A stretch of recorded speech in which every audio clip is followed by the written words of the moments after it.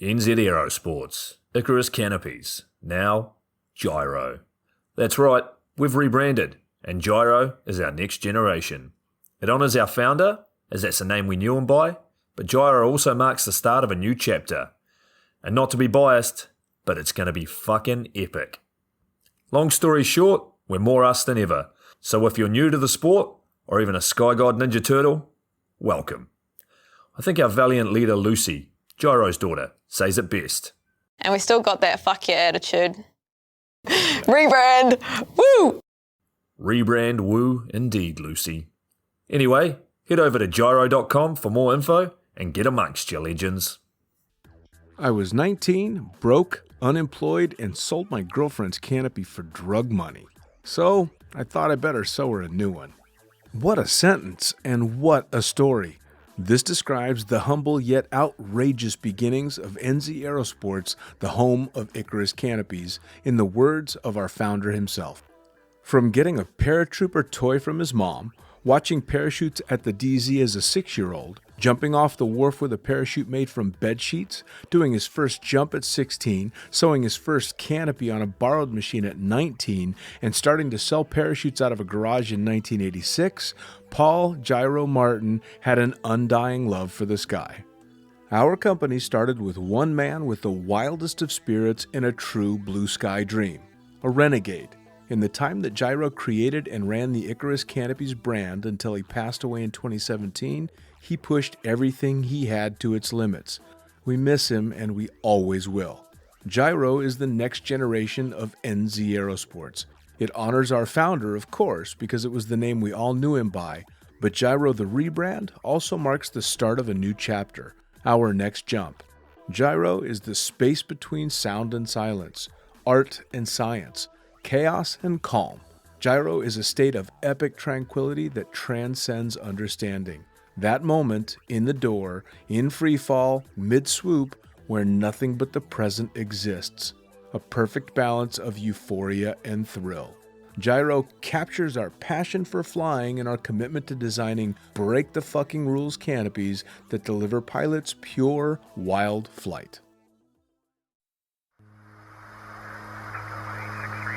Coming straight from the cockpit, it's another episode of Lunatic Fringe with the fucking pilot.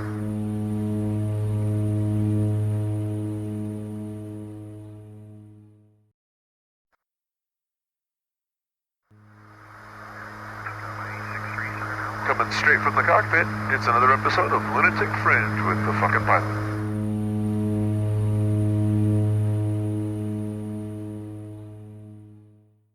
Ready, set, go. All right, back in the can again for another edition of Lunatic Fringe Into the Void. I am always the fucking pilot. And back in the can with me, I got Junior. Hello, guys. Yes, Junior's back as well because we're talking to somebody who he knows quite well, and I have a feeling it's going to be pretty fucking entertaining. So without further ado, tell me, who the fuck are you and what do you do? My name's Curt Bartholomew. What's up, guys? Uh-oh. I'm a professional competitive canopy pilot and canopy coach with Team Alter Ego Fast Tracks and the Alter Ego Project. And yeah, basically just travel around the world with my wife, Jeannie, and we compete full time and do canopy courses to kind of help pay for all of it. Sounds like a pretty fucking good lifestyle, man. Yeah, it's pretty sweet. We get to see all over the whole world. We've been to over almost 35 countries together. So how amazing is that? I mean, whoever would have thought that just jumping out of an airplane one time would lead to all of this? Yeah, it's pretty crazy. Definitely wouldn't have thought of it. Right. So now, when I started. Speaking of, how did you start? Well, I guess was skydiving your first extreme sport, or did you start out with something else and then kind of work your way into it? Yeah, it was definitely my first extreme sport. I was raised on sports. Like when I was 6 years old, I came home and my dad was like, "Hey, I signed you up for football." And then I played football, and then came home and he's like, "Hey, I signed you up for basketball." And then springtime, he came home and was like, "Hey, I signed you up for baseball." So I played a lot of sports growing up. So I was kind of raised on competing. Nice. But they were all standard sports like that, you know. And I tried wrestling, and I ran track in high school and college, and I played American football for 12 years. Oh, wow. You know, from kindergarten all the way up through my senior year of high school. Wow. You know, it's kind of funny that looking back, especially even considering your skydiving career, football was dramatically more extreme. That shit's bad for you. Yeah. Fucking, I mean, they're getting concussions all over the place, like almost on every game. And in skydiving, it only happens every once in a while. Yeah, I never really got like major concussions. I did get knocked out twice, but I didn't get any concussions to go with it somehow. Wow. Because I kept practicing and stuff. So. Yeah, But, they also didn't know that much back then either. Yeah, no, I mean, yeah, they knew that. But I mean, kids were getting 2 days in August in Pennsylvania. Kids were getting like heat strokes and stuff too. Yeah, man. I mean, fuck, they were dropping dead, you know, just playing on the field, not enough water and too much heat. Yeah. And what doesn't kill you Yeah, makes you stronger, right? Man. Huh? What doesn't kill you makes you stronger. Exactly. But I loved it, man. Like sprinting and just sprinting as fast as you can straight into somebody and railing it was fun. Right. I enjoyed it. Right. It was challenging. Do you So- think that's prepared you for some of the abuse you've taken over the years? Yeah, I think maybe that's one of the main reasons I don't complain about it. Everyone else constantly whines about it in swooping. And I mean, I know you hear me whine about being injured and just talk about my injuries, but it's not a part of swooping that I like hate, you know. Sure. It just comes with I understand it comes with the territory because of all the other sports I've played. Yeah, no doubt. So No doubt. Now, speaking of, so how did you get started in skydiving? When was the first jump? You know, what was your first drop zone? What was the experience like? so you'll like this, Dean. I actually started I was a pilot first. Oh, yeah? I was going to Embry-Riddle Aeronautical University in Daytona Beach. All right. I came down to Florida to do that. And in the summer between my sophomore and junior year, I went up to Pennsylvania just for a couple of weeks.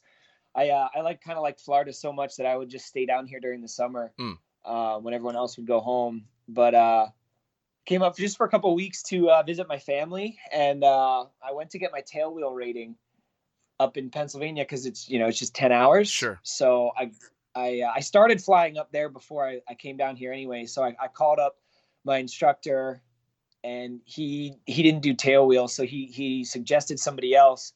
So we would grab a little Piper Cub and then fly from where it was based just a quick 10 minutes over to a drop zone up in Pennsylvania. It was one of the ASC drop zones, Skydive Philadelphia. Nice. Yep. Yeah, Junior knows that one pretty well. Absolutely. I actually saw your first save bottle sitting on the shelf of the rigger / manager of the drop zone. Yeah, Aaron, he still has it. He messaged me about it not too long ago. That's fucking cool. But so then I was doing my tailwheel rating there in between jump loads, and they would just radio up whenever they needed him during the week. So then we would land, he would go drop some jumpers, and then when he was done, we'd get back in the plane. So I hung out with skydivers for 2 weeks. I was going out to the bars with them at the end of the day and getting some wings and beer and shit. Sure. So it was a lot of fun. I was kind of introduced to the whole community before I even got into it, and I was like, man, this is pretty cool. Right. Well, So, and then I asked all the dumbass WFO questions hanging out with them, and realized you can go straight to AFF. And I was like, well, I think I would enjoy this pretty good. I don't need to do a tandem. sure. And what really got me interested in doing a jump was I got to my instructor convinced me to go on an observer ride. But it was in a King Air, so that's why he wanted me to go, because those guys can have a lot of fun on the way down. Sure. The planes can handle it. But they didn't have a right seat, so I remember super specifically they put a regular Javelin on me. It was gray with maroon trimming and piping and stuff. Of course they did. And they put me on the toilet seat right next to the door with just a regular shitty skydiving seatbelt. I could have easily just fallen out if I was a retard. Oh no. But and then they're like, yeah, if you fall out of the plane, just count to 5 and pull this silver handle, and you'll figure it out from there. But it was cool because being right next to the door was way better than being up in the front because I got to see the guys bomb out of the plane. Sure. You know? So I thought that was so cool. Like I was watching them on the way down, not what the pilot was doing with the plane. So when we landed, he was like, "Oh, what'd you think?" And I was like, "Dude, those guys are crazy." And I was like, I just kept talking about them jumping out. And then my instructor was like, "Well, yeah, but what about the plane ride down?" I was like, "Oh yeah, that was pretty cool." You crushed the pilot's ego. I totally did, man. That's fucking... He was so upset. Good for you. That's awesome. Well, it's funny too that you, and it's very cool that you kind of did it backwards and that you got hooked on the community before you even made a jump. The jump was kind of an afterthought, which is neat. Because, you know, skydivers are a bunch of crazy, infectious motherfuckers anyway. So I can imagine that spending an entire week with them while you're kind of on the sidelines watching, you'd have to get bit by the bug. Yeah. And that was, you know, kind of growing up and playing that many sports, I was always engrossed in that kind of aspect of everything. Like in college, my best friends, you know, was the track team because we all spent so much time together. So we all ended up being super, super close. And like, we would go out and party together instead of having a set of friends that we all went and partied with and then go hang out with our track friends doing that. Like we all spent like the entire 4 years together. So it was kind of very similar feel. So sure. That's one of the things that drew me in. Yeah, I think that's all sports, though. I think all sports kind of have that bit of camaraderie, especially when you're in high school or even college and university and stuff like that. I think.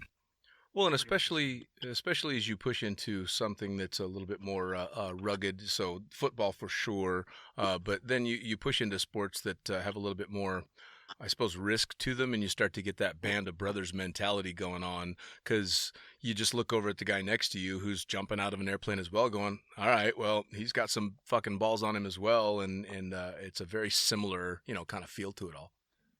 Yeah, exactly. It's very cool. So you go out and your your first ever ride along is on a toilet, which I love.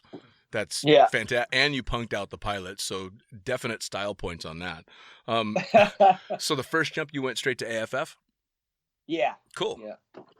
And yeah, course was uneventful. You just kind of blasted through it. And did you know, like right away, fuck, I'm a skydiver now? Or was it, all right, that was cool, maybe I'll do it again? No, man, I was obsessed with it. I tried to do my all 7 AFF jumps in one day because I just loved it so much. And that day it was even out of a Cessna. Wow. Which was cool. But it kind of like I was comfortable in the plane, but also just like sitting next to like I remember being the whole door was clear, and I just remember kind of sitting there. And like being able to see out of the door that easily, I was just like, it was kind of intense, you know? Sure. Like I would have almost preferred a bigger plane. Now, not, you know, before that first jump, what was the goal with Embry-Riddle? I mean, you were working on your tail wheel. Were you planning on being a stick and rudder guy for life? Yeah. I wanted to be a corporate pilot. But I was getting my tail wheel because I was actually, Embry-Riddle has a pits, and I was training to do competitions in the pits. Oh, nice. So I wanted to get all the ratings to be able to fly one of those. I mean, we couldn't take off and land it even if we had the ratings just because of insurance. Sure. But this was like long term. I wanted to get everything I could to fly those more because, man, that was one of the coolest things. Like I was training for I never got to compete in it because the competitions near Daytona were always the same weekend as this big track meet in the winter at the University of Florida. So yeah, I never got to do it, but man, that was the best flying I've ever done. Like that makes me miss flying. Oh, I bet. In a pit. I fucking bet. Well, so, I mean, it's the closest thing you can get to stick and rudder and rigid wings as what you're doing on a canopy now. Yeah. I mean, it's as hardcore as it possibly gets. Now, did you? Yeah, I was going to say, did you know pretty much right away that the canopy portion was going to take over for you? Was it the free fall that grabbed you, or just the whole thing? So in the beginning, it was the whole thing, and then like I like the canopy side pretty good. Like I said, I tried to do my whole AFF in one day. I got 5 jumps in, and I was just even running track in college, like, you know, obviously just mentally, I was so smoked. Sure. So my instructor kind of saw I wasn't flying the same as the rest of the jump. So he was like, "Hey man, you're tired. Like we need to just stop and come back tomorrow and finish." Right. And then I progressed pretty quick and I was doing really well. And then I got my own gear and stuff. And like my 20th jump was my first cutaway. Nice. It was my third pack job that I jumped because it was the third jump on my gear. So it was just a shitty pack job, Sure. So I got it was a line an over. important question about that. Who buys triple sec as a save bottle? Seriously, bro. So that was not my choice. So here's the whole story. So we go up, we're on a Cessna, and it was just me and the other staff guys. It was the head packer and one of the video guys that they wanted to go do a hop and pop. So we ended up getting out low, like from 3,300 feet. And it was funny because the videographer that kind of organized the jump came up and he's like, "Hey, you guys want to go on a flop and chop?" And then we go up, we exit, and I have a line over, it's spinning. And like, all I can think about is I don't want to lose my new gear. So I try to fix it. So I smoke it down and then end up cutting away. And then I'm at 1,000 feet with like 5 or 6 line twists with 20 jumps. And then, at 20 jumps, that's a double now. Oh my God, what am I going to do? Right. Anyways, I got out of it, landed fine because it was a hop and pop and I was right there at the drop zone. But, and we found my stuff. But like that turned me off to the canopy side of things, like it was like, holy crap, that was intense. I would think. And then the videographer also chopped. So 2 of the 3 of us cut away. So then we both owed Aaron bottles. So Aaron, the other guy bought a bottle of tequila and Aaron told me to buy triple sec so we could make margaritas. All right. That makes sense. All right, So I'll don't. give you there. I'll give you that. I asked him what he wanted, and that's what he said. And then it was really cool because then he invited us over to his house that night, and we all went over and we drank the bottles with him. And then he had me sign it. Nice. He actually was the one that taught me. I actually went and worked with Aaron for a while. We had the same boss, and when I was up there at his drop zone jumping for a couple months one summer because they needed help, I saw like his bottles were signed, and I was like, that's a pretty cool idea. Here I've been a rigger for 10 years and never thought about that. And then he also had a rule that only skydivers were allowed to drink from save bottles, which I thought was also pretty cool. That's pretty cool. Yep. I like that. I'm not a rigger, but if I was, that'd be a good idea. So you have to sign it. Yeah, I like. You put the date and what the malfunction was. Nice. Yep. Nice. And I liked how he invited us over and drank it with us. That was super cool. Yeah, I don't think I've ever been invited to crack a bottle on a save for any of them. So yeah, that's kind of cool, especially with that low time too. It that must have put a bit of a warm and fuzzy feeling for you. Going, all right, this is cool. I've stepped into a pretty interesting world. Yep. Now that and then he let me watch. He let me watch the reserve repack because I was interested just how it all worked. Always super interesting, especially at 20-something jumps, and that thing just saved your life. I mean, I remember just watching them pack the mains when I was going through my AFF, and of course, the first time you watch somebody pack a main, you're like, "Wait, those are fucking rubber bands. What? Rubber bands should have no part in saving my life. What the fuck is that about?" And so it becomes super interesting to, all right, now I need to know what's going on because wow, So when you were doing all this, you were at Embry-Riddle as well. Were you working as well, or you were a full-time student? No, I was pretty much full-time student. I didn't even have like a much of a part-time job because the being on the track team got me like not a full scholarship, just a small scholarship. But it was kind of just enough to justify me not working because I was considered it kind of like making money. But it is a job. Like even in the summer, I had to. I mean, it's college level track. You can't dick around. You gotta work your ass off. Right. So I would just get a job. Like I just worked for the school. Like I basically one summer I got to sit at the track to make sure that during the summer that only people that went to the school came and used it. So that was pretty neat. Oh, cool. And then I got an actual paycheck. So never a bad thing. Yeah.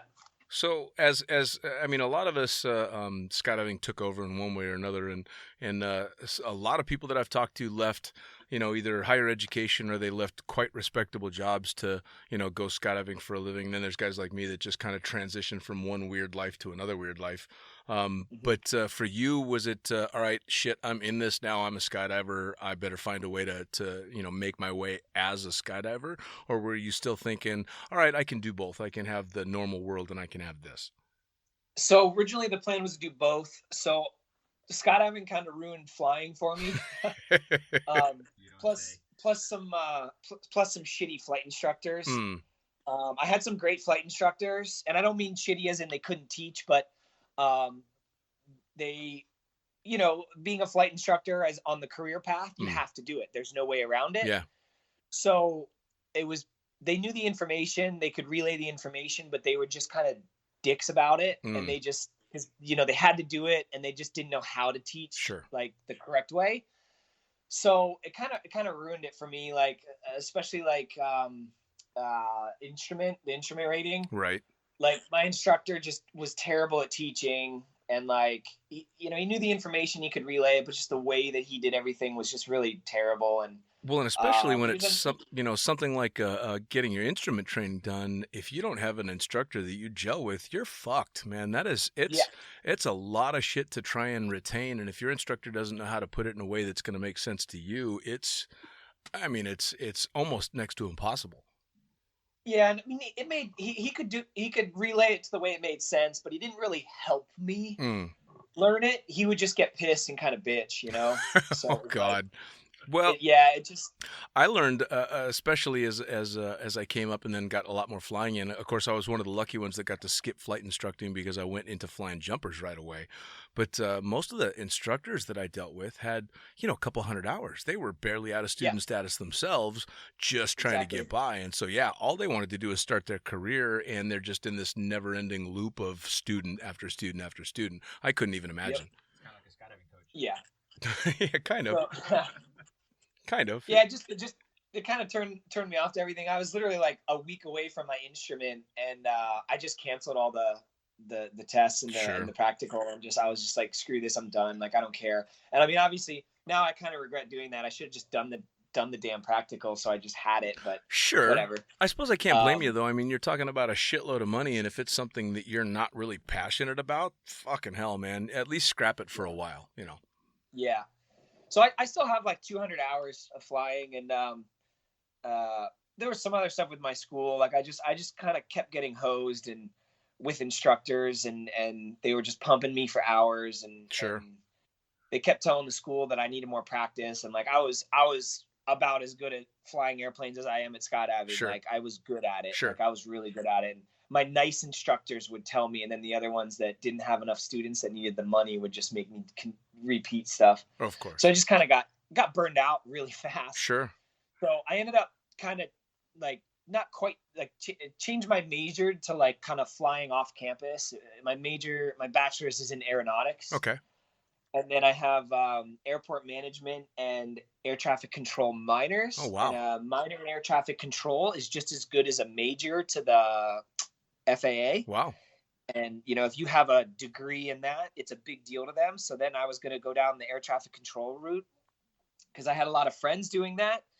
And the people that it didn't completely stress out and felt like too much at work, like they loved it. And you make a shitload of money, and you have a lot of time off. Sure. So you don't always get to pick when the time off is, but you have a lot of time off, and they could travel and stuff. So I was like, well, maybe I can, I'll have a lot of time to jump, and I'll definitely have the money. But then I got the runaround with the FAA as well. So I ended up not doing that. Sure. Because when you apply for that, you apply for a state, not a position, like a place. Oh, wow. A facility. So I only gave them Florida because I wanted to stay in Florida for jumping. And then they offered me Jacksonville Center, which is closer to Georgia than Jacksonville. It's in the middle of nowhere. Right.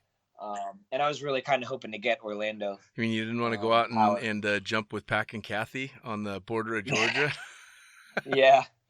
It probably wasn't too far from all that, but I just didn't want to live in the middle of nowhere, Sure. It wasn't even about where I would jump. It was just living in the middle of nowhere. So I turned it down. And when you turn a center down, you have to wait a year. Or when you turn a placement down, you have to wait a year. Then you reapply, and they can't give you the same place. Like they have to give you a different facility. So the following year, they offered me Jacksonville Center again. Huh. So I just went up through the chain till I got to somebody super high up in the FAA, because everyone's like, oh yeah, that's not allowed. I finally got up to somebody super high up and like, oh yeah, that's not allowed. Our bad. And I was like, cool. So like, can I reapply in like the next batch in like 2 or 3 months?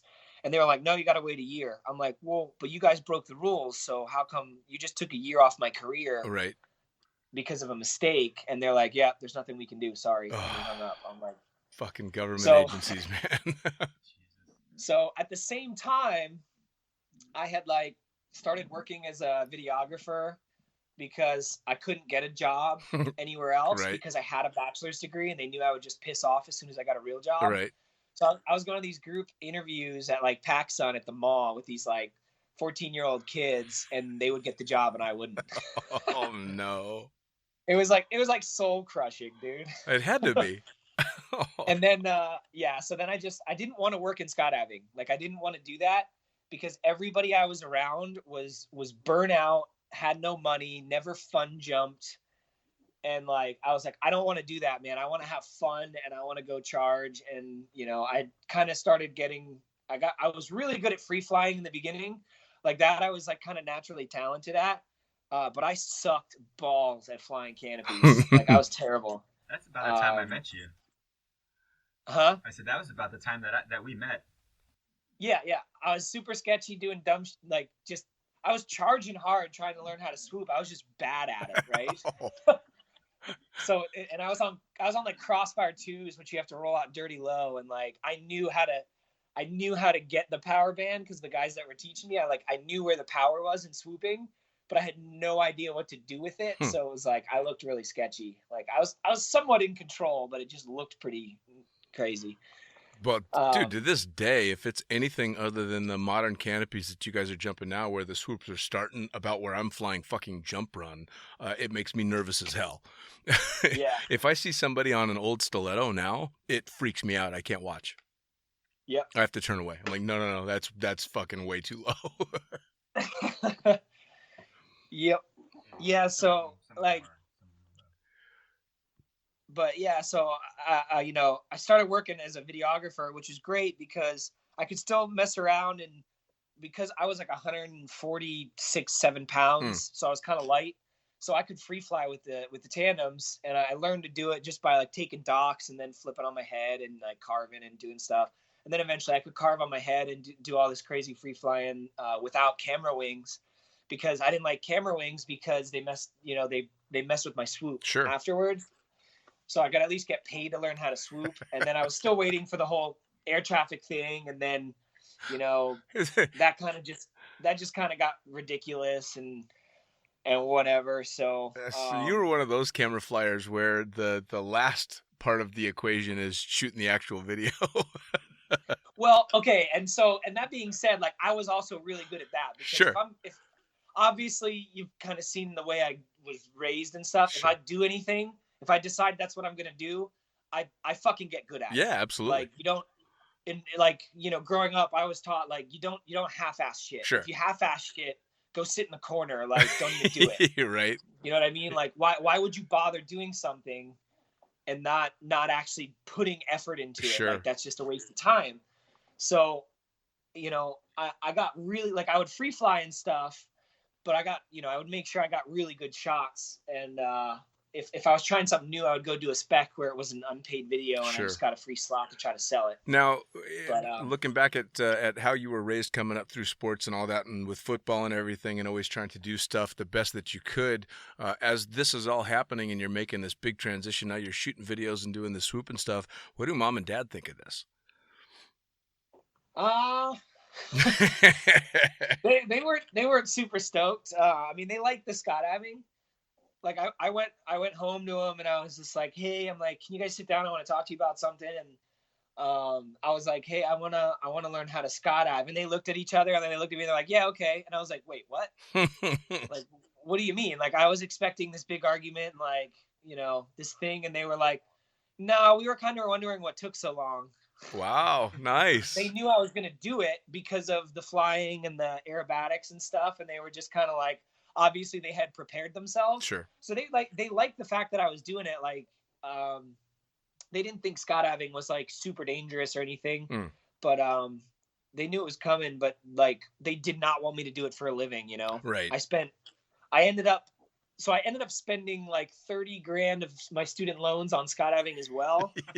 But it was basically just like what I would have been spending on flying. Right. I just went and took, you know, so I would have had the same amount at the end anyways, probably more. But so I had $180,000 of student loan debt. Oof. And then they were like, yeah, no, you're not going to do skydiving for a living because you're not going to make any money. So how are you going to pay these back? Right. And I'm like, but, so they weren't super stoked about that. And, you know, there's no retirement plan and blah, blah, blah. Right. Like working for the government, you have good benefits and all that. So especially my dad was not super stoked on that, but kind of backtracking just a bit, like in college, I became the vice president of our skydiving club. So then the president came up to me the one year in my senior year, and he was like, hey, let's go to collegiate nationals and compete in free flying. And I was like, oh, that sounds fun. Nice. Yeah, let's go do that. So I went and I did it, and we had like no training together. We had like literally 5 jumps of training together. Awesome. And we went out and we did the 2-way free flying, and we ended up coming in second place. The guys in first place were a U.S. Air Force Academy team. They were a team for 4 years, Oh, wow. Their whole college careers. They got, you know, paid training. All their gear was free. They got tunnel time for free. Third place was another U.S. Air Force Academy team. They were a team for 2 years with the same benefits, and we beat them by a single point.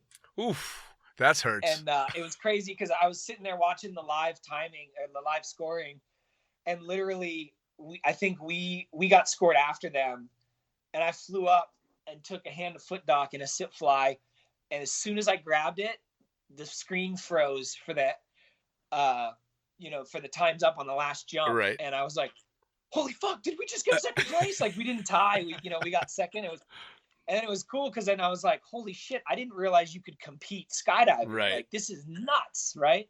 I was like, this is crazy. And then obviously I kind of started gravitating towards swooping because I didn't need a teammate and I could train on my own. Sure. Because I was jumping way more than everybody else. And I was way more experienced than the guy I was jumping with in free flying. I mean, he did an awesome job too, and he definitely saved our comp because I fucked up once and kind of corked out, and he saved us getting back together. But you know, it's just hard to find people that are that into it. You know, I was doing 600 or 60 jumps a month, so I was doing like 750 jumps a year. Which is every fucking year. cranking if you're not working in the sport. That's a shitload of jumps. Yeah, dude, my first year, I did 737 jumps. Fucking just hell. like the airplane. Is that about the time that you met DL? Because he was another guy that would charge hard. And that's when I remember meeting you DL, when you were hanging out with DL a lot. Yeah, DL and Adrian Hart were the ones teaching me to free fly and to swoop. Wow. Like every weekend. So I was getting like really good. And I mean, we were just really good friends. So I wasn't getting charged for anything. I got really good free coaching for both. That They were never both sucks. really good yeah. And like there weren't that many people who could really go and compete really strong in swooping and be on like head down world record and stuff. Right. And Adrian was kind of doing both a little bit. So now what year are we talking, or around what years are we talking here? So I started in 06. Okay. Fucking hell, I feel old, man. So wait, was that the first? If you started in 06, that was around the same time that I met you. Was that same year? I think you met me in 07. Yeah, you met me the second year. We met at the you were with DL up at the Skydive Atlanta. Oh yeah, that was the first year. You're right. No. That had to be the second. That had to be 07. Yeah, that's when. No, because that was Halloween. That was Halloween. That's when Party Boy came out. Yeah. Yeah, that was the first year because I was on a Crossfire 139. That was the first year. Yeah, you want to tell a Party Boy story or should I? I guess you could tell it.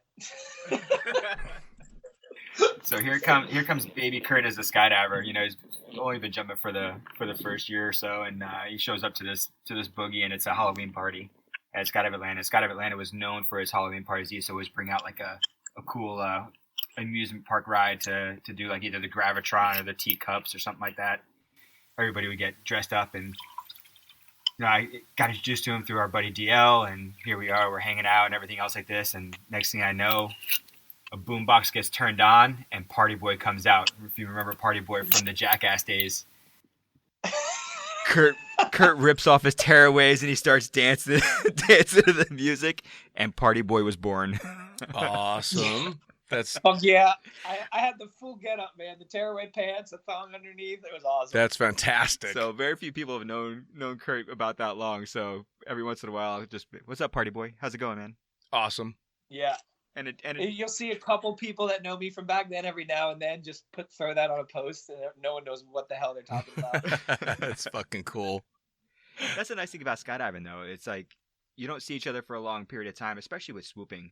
And that's the one thing that I think sets swooping aside a little bit from the other disciplines in skydiving is I think we're a little bit closer niche of a group. Like, we don't see each other for a while. We show up and it's right away, hey, how's it going? What's going on? And you're right away back into the old, throwing shit at each other and just having fun, Well, now, so if we're talking about 06 when all that was going on, I'm assuming that this is about the time you're like, all right, fuck, this is it. I'm gonna start going balls to the wall for this. Well, I mean, I was going balls to the wall the whole time. I would get done class, and at like 11 or noon for the day, and I'd blitz out to DeLand because it was 20 minutes, and I would jump until track practice.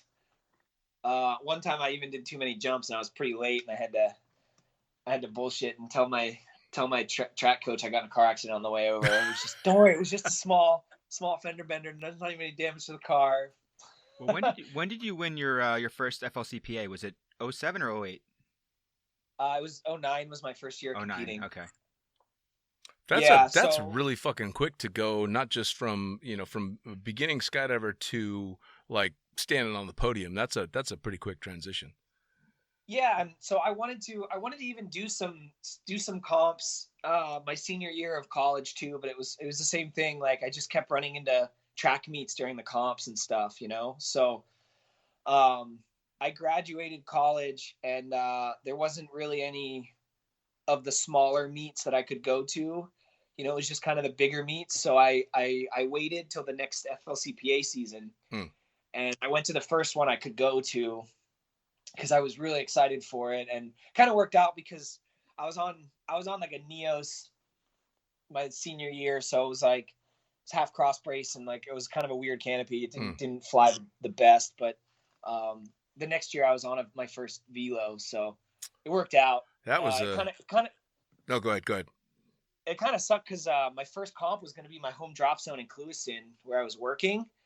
But I broke my hand training Zonac in the grass because I just landed on my butt and I was fully flared out, and I dislocated my pinky and my ring finger on my right hand. Ooh.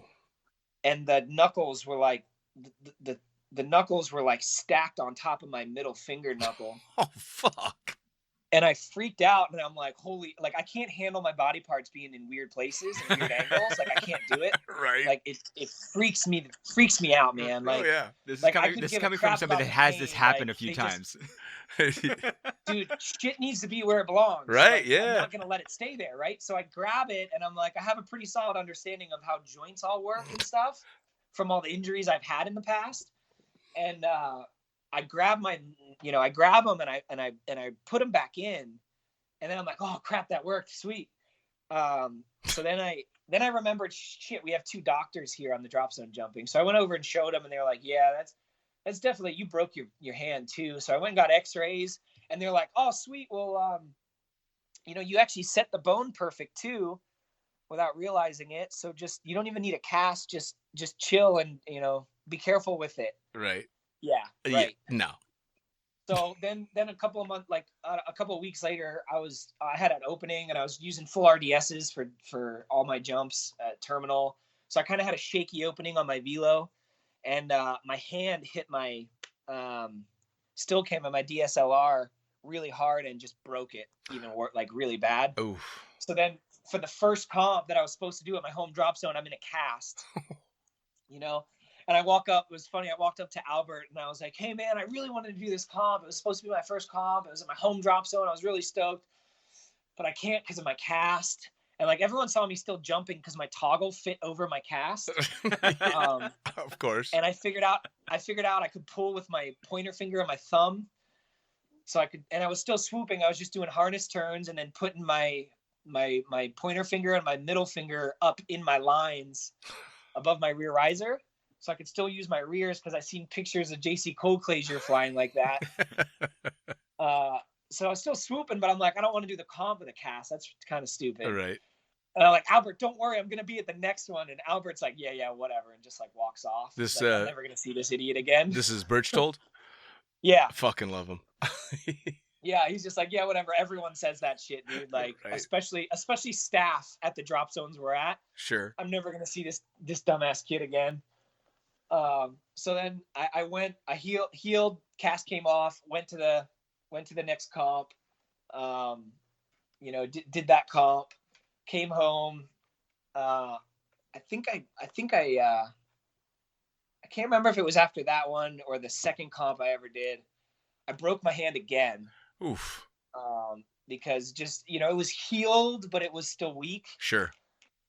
So the third comp I did, I got 10th my first comp, 5th my second comp. Third comp, I went and showed up, and it was at the farm, Yeah. And I wouldn't have been able to do this anywhere else, but because Hans is awesome, he let me do this. I show up with a cast on, and everyone's like, "Oh, you're not competing, are you?" And I'm like, "Yeah." Like, why else would I be here? They're like, "Well, you have a cast. Like, what are you gonna do?" I'm like, "Well, I'm gonna take it off." Like, what do you mean? What am I gonna do? Like, I'm competing. Like, I'm over this crap. So I take my cast off. I tried to make this like little mini one with this extra material the doctor gave me, but it didn't work. So I competed without it with a broken hand, and that was the competition I won. It was the first one I ever won. Nice. Now the real question is, do you turn left or right? I turned to my left. Okay, so at least you weren't having to hang off the riser on your broken hand. I still was. Oh, fucking hell. I back, especially on 270s, back then I was hammering both my risers down for the whole turn, and I still did it. Oh, wow. And this was flying a velo. Yeah. Well, and back then there wasn't a badder fucking wing out there. Those things were amazing back then. Yeah, for sure. And I wasn't even on comp velos for that season. It was just a standard, regular 90 velo. Yeah, well, I mean the comp velos hadn't even come out yet at that point. Well, and the only people that the only people that were probably jumping were probably the PD boys. Well, and with their secret wings. Yeah. To be perfectly honest, unless you're an accomplished swooper, a fucking velo is an amazing canopy. I'm never going to fly anything other than a velo. My 96 does me quite well, makes me look dramatically better than I am, and it's got a lot more room for forgiveness for me anyway. The canopies that you guys are flying, holy shit. Yeah, as the Icarus guy, I'll keep quiet. Junior knows I still use a comp velo for zone accuracy. Nice. Yep. Well, they're fucking. I'll throw my Peregrine in if I need it for the conditions, but otherwise I prefer the velo. I just won gold medal in Zonac and nationals with it again. Nice, congratulations! By the way, I was following all that. That was very cool. Thanks. That was a brutal comp for me, but I was pretty injured for that. Yeah, I wasn't able to make it back. I heard the winds were quite interesting as well. Like starting like the day after a hurricane, and the first load went up, and it was sketchy, and people got hurt and everything. What I thought all you crazy fuckers were doing downwinds in the hurricane. No, he did. Yeah. The winds were sketchy in the morning, and they were like 30 some knots, but the meet director waited till the proper time. He put us up because he just wanted one round on the first day just to make it easy over the weekend on everybody, so we weren't having to hammer out like 5-6 jump days. Sure. But no, he waited. It was like 18 knots. Where it mattered for the first load. The people who got hurt just fucked up. Like it had nothing to do. A bunch of people were complaining about the conditions and all this weird dropout and stuff, but the conditions were fine. It's a US Nationals that selected a team for 2 years, and it was the first round. Like everyone was really nervous. Sure. And they were messing up and you know how it is. It's easy to just want to blame some other stuff. Oh yeah, man. You always want to point the finger somewhere, just at least when it first hits, and then you can sit down for a little while and go, all right, maybe that was me. Yeah. The first round I went up and I was on a 61 at a 3.5 wing loading, and I was pretty injured. I had stitches in my hands because I like to hurt myself, apparently. A lot. And you like to hurt yourself a lot. I had a super bad injury. I ended up having to get an injection in my shoulder just to make it through the comp. So the first round, I'm in the plane. I'm just like, it's cool, man. Just take it easy. It's the first round. You know, you can't win the meet on the first round, but you can sure as hell lose it. Just chill. Sure. Just chill, dude. You said you were on to the bottom of my, you were on a 65 at a 3.1, you said? At a 61 at a 3.5. 3.5. Jesus Christ. I remember when flirting with a 2.0, you were crazy. So I get to the back old. end of my turn and I pause and I'm just like, oh man, I'm super tight. I snapped and I was crazy low and I was like, oh, I wasn't worried about hitting the ground, but I'm just like, oh man, this might slow down. And I got it to drive out and had a pretty good score. I think it was like the second fastest. Only Bo went faster on the Mutant. And I got home and I'm like, I want to see how low I rolled out. And I rolled out at 202 feet on a 61. Jesus Christ. Fuck me.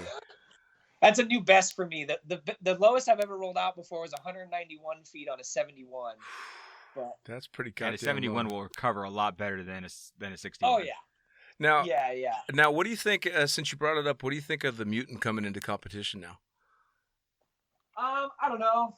I mean, everyone seems, it's definitely fast. But everyone just seems to struggle to control it. A bunch of the guys started doing really well, but then they'll zero, even if they do well in one comp. It's a fine line, wouldn't you say? Yeah, and it's just, you get away with it for one comp, maybe two, and then the third comp you get zeros. So now, I haven't seen anybody even do 3 comps in a row and not zero. Do you think that if this gets dialed in, somebody just fucking gets its number and has it down, do you think it's going to give them an unfair advantage? I mean, it's hard to call it unfair because we can all buy one. Sure. The only thing I think that should happen with this kind of stuff is, and it's never going to, but I don't think they should be allowed at FAI meets unless everyone can buy them. Yeah, I mean, kind of with something like that, it's almost when you're tossing in something that potentially has the potential to be so much better without necessarily changing the skill set of the canopy pilot other than learning how to fly that particular harness, that I guess unfair is maybe not the right word, but it definitely could give you an advantage. Yes, it is an advantage. Yeah, I mean, and I think it's unfair if it's not available to to buy. Like now that being said, you can't just go, buy a Mutant if you're not ready for it. You have to, and just like the Peregrine was and the Petra was in the very beginning, like you should be able to, it's not like they're just going to give one to any pro swooper. Right. That's fine with me, but it's like when it's just straight up not available, and it's like here the 4 or 5 of you can have this way different technology. Even with the sail wing, the Schumann sail wings, it was kind of the same thing. Sure. It was only like 1 year or a year and a half on the Petra with Nick having it, but it was 2012. It was only a very small group of people, and I was lucky enough to work my ass off to get into that group. Sure.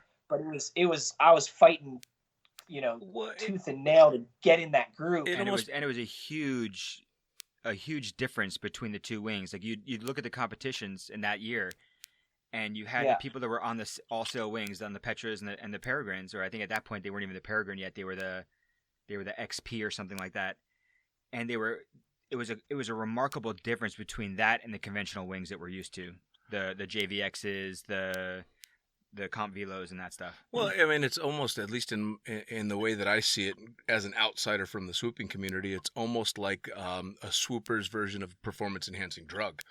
Either everybody gets it or nobody gets it. You can still beat them, and that's how I got the Peregrine, because in 2011 at the end of the year, the first meet, the Peregrines really actually were kind of released in. I won the meet on a standard velo, not even a comp velo, but for going fast, I actually prefer the regular velo if I'm trying to do full power, and I prefer the comp velo for like zone accuracy and freestyle. But anyways, that's a kind of different conversation. Sure. But so I beat the Peregrines and the Petra that were at the comp. Still didn't get it. I got offered a sponsorship over that and a role in testing the Peregrine, which was really cool. Sure. But then at Nationals, 5 months later, I did it again. I won Nationals. So then it was like, okay, cool. You need to be a bigger part of this testing and development. And then it was like, I still had to fight for a Peregrine at the World Championships in 2012. Wow. They didn't want to give it to me. And I mean, PD wanted to give it to me. There was just, just like everything, there's politics. Like it's skydiving. We're all paying to go, but there's still politics. Sure. Which I understand. It's a part of the game, of course. I could have gotten rid of the politics and joined the factory team when they asked me, but I decided to do my own thing on my own team and see where I could take it. So I kind of, put myself in that position. I couldn't turn around and complain about it. I just worked my ass off to make sure I got it. So anyways, the consolation was you're going to get this Peregrine 2 weeks before the World Championships. So I only have 2 weeks to train. So I only had 60 jumps coming into it. And I didn't even know. Luckily I bought a fly site. So I at least figured out how high to start the turn on. Cause it was, I went out and was doing weird stuff on it. Cause we didn't understand those wings back then. Sure. And it was like, we didn't realize when you load them that heavy, how much higher you need to start your turn. Oh man. So I figured that out. But in the whole comp, I was just like, I didn't know where to be. So I would just kind of get to where I thought I should be and not look at the gates until I rolled out. And then okay, where are the gates? Oof. What do I have to do to get through them? Wow. And luckily it worked. Somehow I made it work. And on one of the fastest wings ever made, and you're going, all right, where's the gates?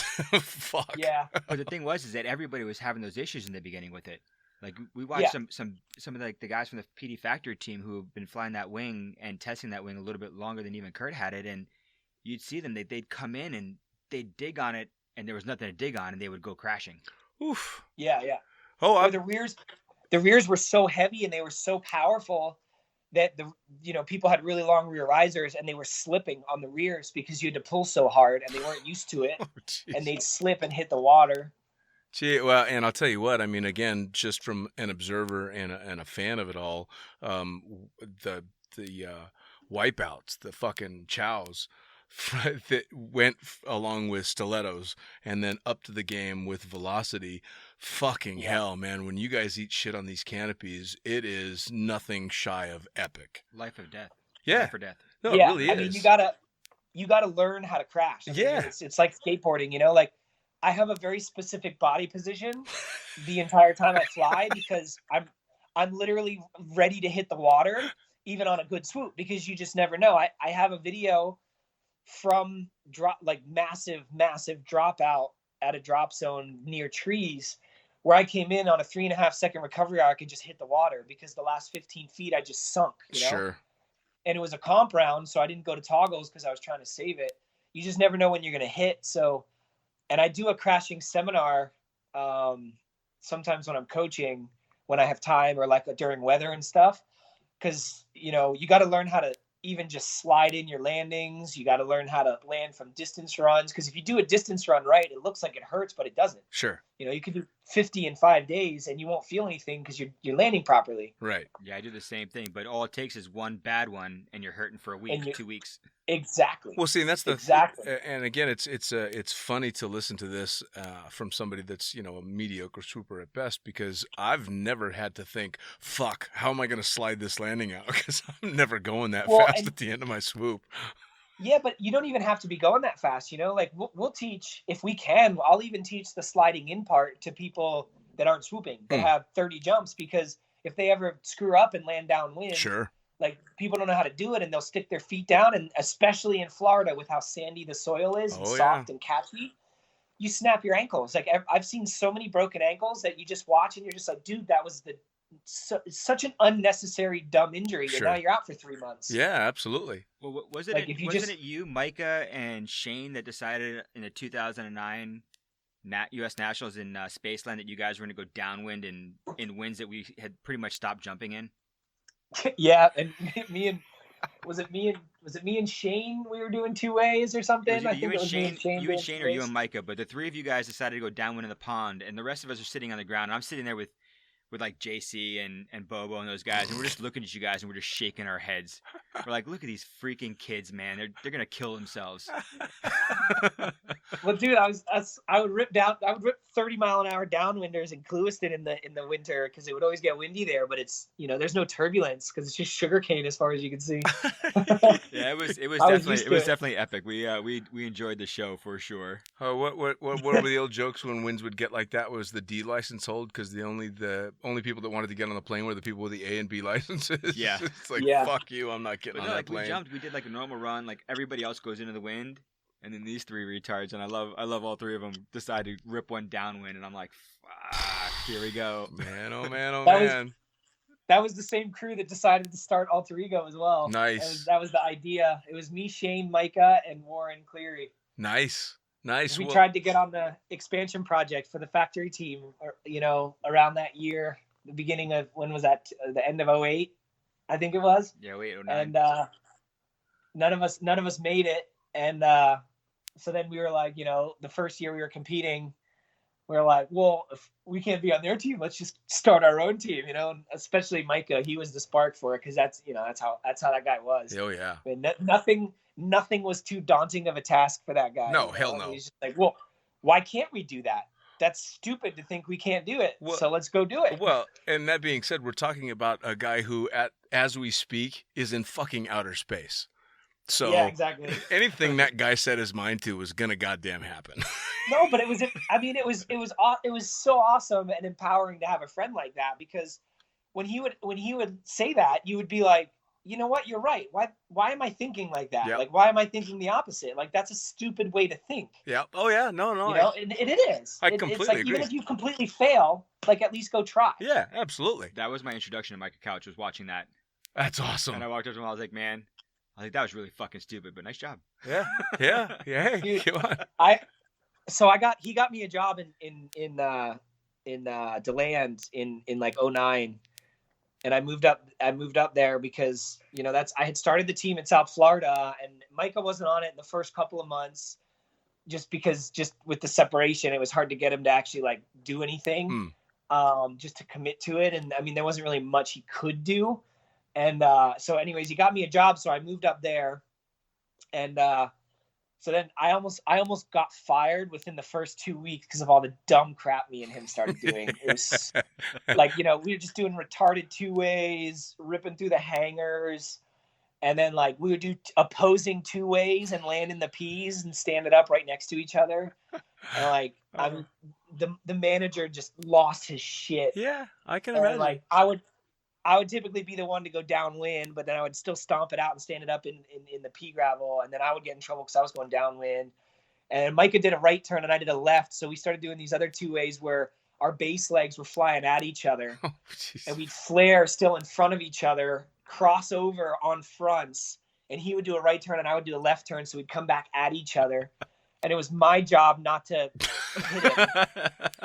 And they were the sickest 2-ways ever, though, still to this day. And like, I mean, as long as you guys were safe, it was so one cool person's job to, avoid the other one. I like that. All right. Yeah. You're supposed to not kill us. It was so crazy, though, because, like, I mean, you just think, like, even now I'd be, like, almost, like, slightly hesitant to do it. And we had such low experience to even try that stuff. Well, yeah. I mean, but it was just like, dude. And he was just like, yo, let's go do this. Like, why can't we do that? It's just like, I mean, like, duh, it's easy. Let's go do it. Well, there's something. And then it was. There's really something to be said. Yeah, there's something to be said for not knowing you can't do that. Yeah. I didn't know I couldn't do that, so I fucking did it. you know? And just to have the confidence and then just sit down and like, of course, like, I didn't just go send it. Like, I would sit down and like I knew the bail points, when it got to a certain point, you just bail, which of course we did. Like, sure, don't get me wrong, it didn't work. It might have worked on the first one, but of course that was probably pure luck. We had them dialed in after a while, but you had to bail. We almost killed each other a couple times, but it wasn't almost killed each other because we didn't get that close. Right. Like, I aborted when I needed to and that kind of stuff. But they were some of the coolest swoops I've still ever done. And like, I'd come in like just going straight at him and just carve away, and we could get a couple feet away from each other, like body wise. And like it was crazy stuff. I have a freaking scar on my wedding ring finger because we were doing 2-ways just like that. and he would do blind man switchblades and geek me. And then, he's going to toggles right away, so I would catch up to him. So on one of them, he was geeking me, stayed perfectly straight the whole time. And then when he turned back around, dipped a hip and carved right in front of me. And since he goes straight to toggles, obviously I was going to go a lot farther than him. And I just saw him like just bend over, and just brace for impact because he knew I was coming. Fuck. And I had just enough toggles to rail my toggles and pop up over him because it was just all so quick. Right. And I turned sideways, managed to get most of my whole body right through the center of his line set, like just right directly over top of his head because the canopy was still inflated. And one of his 300s caught my ring finger, and I felt it just slice. Oh, yeah. And I landed on almost even stood it up right on the other side of him, went down on one knee and looked at him, and I was like, did that seriously just happen? It was funny because we were both like, holy shit, I can't believe we just did that. I was going to ask you, to tell me about one of your sketchiest ever swoops, but I think you just fucking did. Yeah. And I think everybody has that one friend too. Everybody has that one person that you're just, as you're coming up through, you just push with, and like the other person's pushing, you're pushing harder, and they're pushing harder. Well, to hear that story, especially the fact that you've got a scar from the line on your finger, I watched a guy, a guy named Steve that I worked with in Las Vegas for quite a long time that was swooping, I think, a Stiletto 120, which, of course, back in the day was still one hell of a canopy. And we had a pilot that was off helping catch and was just out on the landing area messing around and bobbed when he should have weaved and caught an A-line from his neck, wrapped around him and scalped him. Oh, yeah. So I'm watching from the air as I'm coming in on my Stiletto. I watch the canopy collapse in a weird way. I watch something flying, and then I watch a whole bunch of dust. So I land, and I run over to where it's all going on, and the pilot, who is the one that got caught, is laying on the ground on his back, moving, but not very much. And as I get close to him, his scalp from the back to the front is flopped over his face. Oh, God. Oh, yeah. I have to grab the hair. I lift it up to look him in the eyes, and I'm like, you're alive, right? And he's like, yeah, I'm all cool. Don't move. And laid the scalp back down. So the fact that it was just your finger, fucking hell. Yeah. It had to be somewhere around 2003 to 2004. And I was up in Tecumseh, Michigan. And the now owner of Skydiving Tecumseh, Franz Gershweiler, was borrowing a buddy of ours' canopy. And this was my first introduction to what a line could do. Oof. So he's coming in, he does a 270, he goes to stab out on toggles. One toggle catches at the ring, the other one goes all the way down. So he basically does a 90-degree turn into the back of a Cessna 182. The lines cut into the trailing edge of the flap. Yeah. About 8 inches, and there was 3 lines that had cut in. He took the airplane, moved it off the blocks, but he literally, I watched the lines, and I'm looking at it, and there's these jagged lines in the back of this flap, and the lines didn't break. And that was my introduction. I was like, holy shit, these lines can really fuck you up if you're not careful. Shit ain't no fucking joke. And you went through Micah's lines. Yeah. Dude, man. They cut super deep into my finger, man. It freaked me. It didn't hurt much. I just felt it burn, Sure. It was crazy. Luckily, because it's line burn, it cauterized it and it wasn't bleeding, but it was gnarly. Well, and the funny thing was, after the scar formed, Michael was looking at it. And he's like, I have the exact same scar in the exact same spot on my hand, because he flipped the Jeep and like degloved his whole hand and even cut some of the fingertips off of that hand. One of his fingers. Wow. It was like middle finger. the same finger, like identical. It was really weird. That's got to be like your favorite scar. That has to be. Yeah, dude. For real. I mean, fuck it. I mean, everybody's got their scars that they kind of dig, but that one, I mean, especially attached to that story and that guy, that's fucking cool. Yeah. So, yeah, definitely. So he was part of Alter Ego basically from the beginning. What year? I mean, Alter Ego's been around for quite some time now. Yeah, 2009 now. So literally, like right now is our 10-year anniversary. We're getting ready to start posting about it and celebrate it because it's like exactly right now. Man, time fucking flies. And you guys have had you guys have had some come, some go. You guys have had a bunch of different members over the years, huh? Yeah. Not a whole lot of in and out, but yeah, we've had some bounce in and out and stuff like that. But you're the tried and true. You're the OG in that team. You're the only one that's still kind of around from the very beginning, huh? Yeah, so in the very beginning, it was me and my buddy named Jake Carlo. He was a base jumper and a wingsuiter back then. He was like one of the few wingsuit like kind of instructors around. And he got out of the sport for a long time at one point. But we were trying to, I was base jumping back then too. So we were trying to make it like a multi-discipline thing. Sure.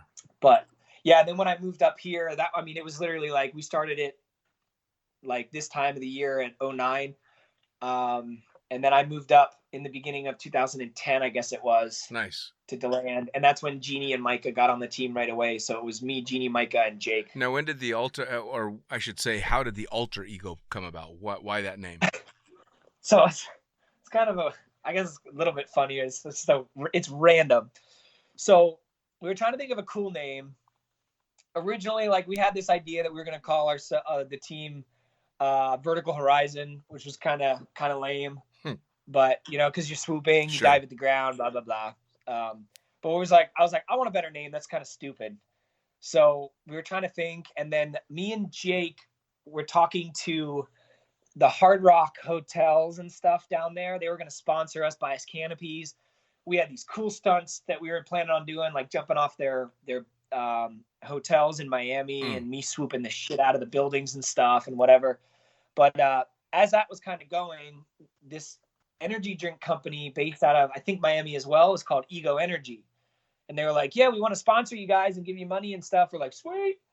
They're like, we just, you guys need a good name or a better name. I don't know if they knew the name we were kind of going by. I can't remember, but they're like, we just, the whole board and the CEO loves it. Just come up with a cool name. And we're like, awesome. So I'm like, we spent like a couple weeks and couldn't think of anything cool. And we're trying to incorporate Ego Energy into the name, but that's not a very good word, right? That's a pretty negative word if it's a team name. So I'm like, I don't want people to look at it, in a bad way. Right.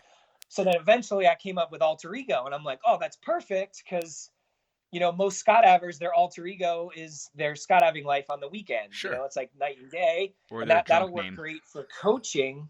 Cause back then I was free fly coaching, cause that's what I was good at. I hadn't really done much in swooping, obviously. So I was like, then we can call it the Alter Ego Project. You come get coaching and we help make your alter ego better, right? Nice. Your other life better. So I was like, man, that's really catchy. I like that. And I was still concerned people would be shitty about it and be like, oh yeah, the ego. But luckily that never really happened. Right. So, well, and then the best part is, so then we go back and we're so stoked. We tell the company like, oh yeah, we're gonna call ourselves Alter Ego. And then just crickets, like nothing. They just decided not only to not sponsor us, but just kind of stop responding. Like they responded once after that, and the guy was like, "Oh, I'm trying to get an answer from the board. Give me a couple of days," and then just never again. Of course. But at least we got a really cool name, because I still love that name. Like I'm so stoked about that name. And, sure. So at least they did that for us. Well, now, so the team originally got formed. You were looking at multidiscipline, and of course, it's now become one of the premier swoop teams. But you also now do a shitload of coaching and instruction and all kinds of stuff, don't you? Yeah, just between me and Jeannie, we have over 700 students a year. That's quite that's quite an enrollment list right there. That's awesome. Yeah. So we have, and then we have a small group of instructors that we're really close with that coach for us. So now somebody's looking for coaching, and they're going to turn to Alter Ego. I'm assuming that you're literally basically out of student status all the way up to I want to compete. Yeah, exactly.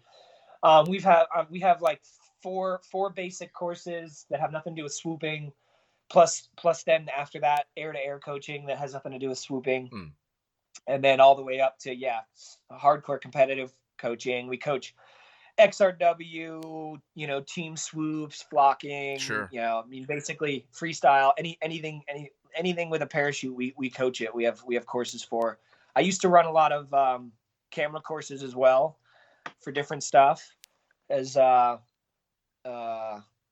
obviously was a tandem videographer. Sure. I even did a bunch of 4-way video just out of college as well. My second comp ever was a 4-way belly comp as the video guy, which we won. So awesome.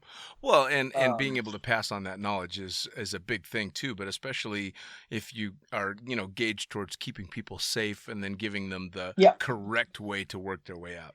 And one of the things that I saw. Yeah, and Oh, go ahead.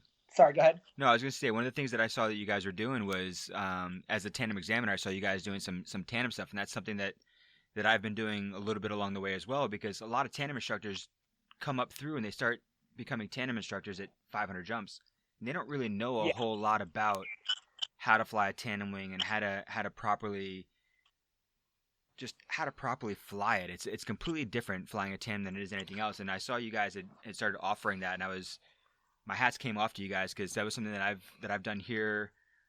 Wherever I go, I do a little bit of coaching, especially for flying a tandem canopy and stuff like that. When I saw you guys launch your tandem course, it was kind of one of those like attaboys, like, yeah, finally somebody else doing something with working with tandem stuff as well. Which is super awesome, because really the tandem canopies, at least in my opinion, and I'm a meat hauler, if you ask me my favorite way to jump, it's most likely going to be taking tandems. And the tandem canopies, especially the ones that are out nowadays, are such versatile canopies, but you got to know your shit. They can fuck you up, because these are, in most modern tandem canopies now, are what we would have considered a high performance canopy when I was starting jumping. They're stilettos for tandems. Yeah. If not more. And that's a big deal, because, man, you've got to know how to land a tandem in anything from a nasty downwind to high winds, turbulent conditions. So the fact that you guys are giving courses on those canopies is awesome. Yeah. Me and Jeannie have only run a handful of those. I almost tried not to, just because I'm not a tandem instructor. But it's still flying a canopy. They are different. We obviously know the differences. Sure. We have instructors who are even tandem examiners as well. And obviously we sat down with them and wrote the course with them to make sure everything was exactly the way it needed to be. Sure. But to be honest, especially like Junior said, a lot of the newer instructors who struggle, it's even stuff as little as simple as they always end up putting themselves in a flight cycle on landing, and they don't realize it, even though they know that under their sport wing. They'll just make that mistake. And again, it's like they always, everyone's mind, they don't mean to, I'm not saying they mean to do it, but everyone's mind always just goes to, well, what made that happen? Oh, I bet it was turbulence. I bet it was this. I bet it was that. And it was like, no, dude, it was your input. Sure. And real quick, for the people out there that aren't skydivers, just explain really quick what a flight cycle is. So a flight cycle, basically, anytime you put an input into a canopy, it's going to just change how the parachute's flying. It's going to change the pitch. It's going to change the speed, which the pitch is just kind of what direction the nose is pointed. So the canopy just kind of goes through this little like yo-yo accordion effect to get back to normal full flight. Like the best way to think about it is being in like deep brakes and letting go of the brakes. The canopy is going to pitch down after being super flat, and it's going to be going really slow. Then it's going to pick up a lot of speed. And then it's even going to level off because it picked up some more speed, and then it kind of goes back to normal. So you don't want to land in any of that, because you don't have any. You take away your brakes for landing. You take all your flare away. So for either newer jumpers or people that don't jump, a flight cycle is basically from normal full flight back to normal full flight after it recovers from whatever input you've put in. Exactly. Yeah. And the bigger the input, the longer the flight cycle takes. Yeah, absolutely. Well, and that was, I started doing tandems after I'd had a fair amount of experience in the canopy. So I was lucky in that I at least had a decent idea of what was going on under canopy. But there was more than once that, because of my own inputs, when I flared, the only thing that changed was my expression.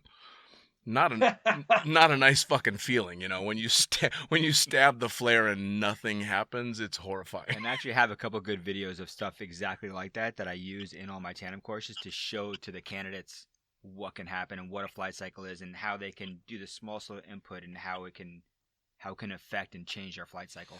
So it's good. It's good. It's good that you guys we have the same thing. We have the same thing. We have videos, and we have them on rears and people, doing full somersaults on landing just because of flight cycles and stuff.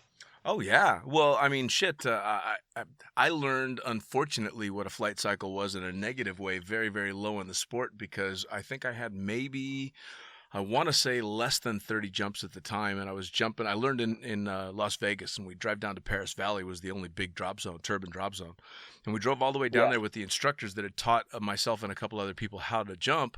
And I was getting ready to go rent a rig, and one of the instructors says, "Hey, don't worry, I got a rig that'll fit you. It's got a real docile canopy." Well, I got 25 or so jumps at the time, so all right, cool. He's an instructor. He says docile. Well, it turned out to be a Turbo Z165. Right? So it's one of these fucking half and half bullshit canopies, and so the rig fit nice and pretty and everything, and I'm too stupid to know any better, so I go out and jump, and I pitch this thing, and of course as soon as I'm under an open canopy, I'm going faster with brake stowed than I've ever fucking gone. I released the brakes and shit my pants. I mean, that's exactly how you knew where I was. And as I come in base to final, I did exactly what you would expect somebody with sub 30 jumps to do. I stabbed the fucking toggles in a panic flare way too high. And then, of course, what did I do? I let up. Right back up. I let up and right back down. Exactly. And I drilled myself into the ground. And standing there on a fucking broken leg, I went, oh, so don't do that? Cool. You learn real quick. Roger that. Yeah, man. Fuck, don't do that again. All right, fair enough. Now, to attest to just how stupid I was still on the load 2 loads later on a fucking broken leg. But I nailed the landing. And then I took 2 months off. So you've got Alter Ego as the team. You've got Alter Ego as the instruction. So you guys stay really busy, yeah? Oh, yeah. Probably a little too much. Well, in international travel, international competition, you're talking regular competitions, you're talking the freestyle stuff, everything, right? Yeah, and now me and Jeannie actually own and run the FLCPA. This is the first year we took over from Albert. Nice. So we have that to add to the list as well. So now that's some big shoes to fill. Fucking Albert's Albert's the man. Yeah, exactly. Well, luckily because he's the man, and it's his baby. He ran it for 11 years, I think he said. He took it from Chris Hayes. He took over from Chris Hayes years and years ago, back when it was the actual CPC.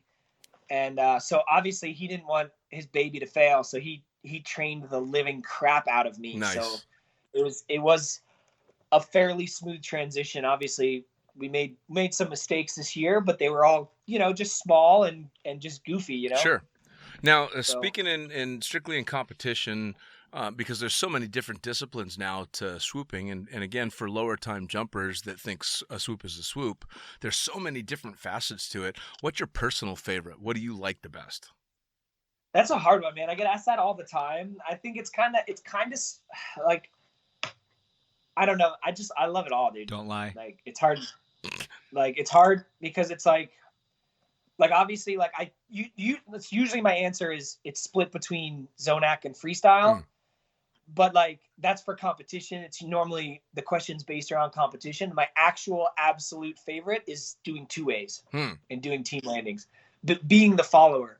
Yep, I'm right there with you. Because on that it's, one. I said I'm right there with you on that one. I love following. Yeah, for sure. Well, it's got to be a ridiculous challenge. Again, from somebody that's never done it, not just swooping at that level, but having to do so while chasing someone else that's at your level has got to be a ridiculous challenge.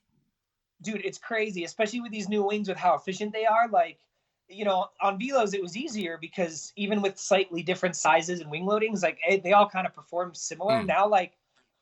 Now it's like there's like this tiniest little difference, where like I ate too much lunch and Jeannie didn't eat enough. Then we're like, it throws us off and I got to work a lot harder. Sure. And it's just, it's crazy. And it's, and as a married man, it's smart that you said it that way and not the other way around. I'm just going to say that. Yep. So now, I'm not stupid. I learned my lesson. Now that being said, how is it, how do you find it competing, working, living, the whole thing as a married couple? That's got to be a challenge as well, no? I mean, yeah, but not really. I mean, luckily, like even from the beginning, like because Jeannie and I are both so passionate about swooping, like we can spend a lot of time around each other, and like if we're on a, even in the first couple of years, like when we were on a road trip in the car, like all we would do was talk about swooping for hours in the car on the way to where we were going, So like we can spend a lot of time, and like obviously that's not all we talk about. Sure. But So you're codependent obsessive about swooping, which is good. yeah. So I mean, yeah, of course it gets challenging. Just it was hard to find a balance on how to coach her. In the beginning when we were just dating, I had to be a lot nicer, and that equated to her not listening. Sure. And she had some really bad injuries, like even a life flight into like 4 days in the hospital, like really bad. And she had a bunch. That was kind of the culmination because she kept kind of having the same issues and would not listen. Sure. She listened. She was like that bad student you get where this is how you go fast, but this is how you control it and be safe. And they go, yeah, that's cool. How do you go fast again? Right. Can you explain that again? And just the downsizing too quickly. Sure. Well, it's funny. Now, I was going to say we've had this exact conversation with Junior and Patrick K, who refuses. He's like, fuck no, I'm not teaching my wife shit. Curt is very accustomed to hanging out with Pat. Yep. I could tell you a good story about that as well. Yeah, I mean, and it's funny because obviously you guys have had to take different roads. Being on a team with your wife and then Pat going no, fucking yeah, all the fun jumpers that way, go. Yeah, so I mean that's where, I mean that's the only part that we kind of argue about really is the coaching side of trying to coach her, because I had to coach her, right? Like I can't not. Sure. When Nick was on the team, like he would coach her a lot because he didn't have to do much because she'd already heard everything from me. So all he would have to do is kind of step in and say the same thing in a very short version, and then she would be able to go do it because she had all the background knowledge. Sure. She just was stubborn and just so you know, Jeannie's a natural redhead, and we all know redheads are the most stubborn people you've ever fucking met in your life.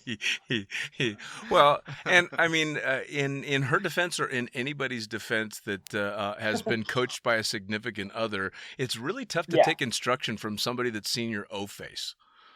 Yeah. I know, I agree. It's really tough to wait a second. I've seen you there. I fucking know you, and now you're telling me what to do. Well, yeah, and the other problem too, even on the coach side for myself, I can say is, when it's someone like that, we all know the filter kind of drops to a very, very, small amount. Sure. So you kind of say stuff that you sure as hell wouldn't say to a regular student. Absolutely. And then that makes everything way worse. Of course. And that's probably the best way I've ever heard it say is you're so comfortable with that person that you can say things to them that you wouldn't normally say to another student. I've never actually heard somebody put it like that, but that's exactly hitting the nail on the head. That's the main problem is either you're super nice and you act like they're a regular student, then they don't listen because of that. Sure. Then you learn to drop the filter, and but it's a balance. You got to drop. You got to make sure there's a filter there. Right. Just, well, because if you drop the filter completely, I suppose the easiest way to look at it is if you were on the outside listening to a conversation and all you're thinking is, fuck, that guy's a dick. Then, yes. And that's exactly how it would seem from the outside. But of course, to a couple, it's not that way. It's just you trying to get your point across. Yeah, and we do run into that issue because we're always around each other. We literally are around each other 24 hours a day, 7 days. Sure. Like we never take separate trips ever. We're lucky in that way. But so like we're always at drop zones. So like if she needs to hear something, I'll say it to her when we're training because she needs to hear it to get better and accomplish her goals. And I want to see her accomplish her goals probably more than she wants to accomplish them herself, right? So I'll be a dick and say what I need to because then she's going to learn it. And then at the drop zones, we kind of run into that where people are like, man, he's an asshole. When he's coaching it. Well, I'll tell you. And it's like, yeah, I tried for years to not be. I'll tell you what, we found that if I'm a dick, she listens. Yeah, well, and especially having overcome the injuries that she's had and to continue not just to skydive, but to compete at the level that she's at.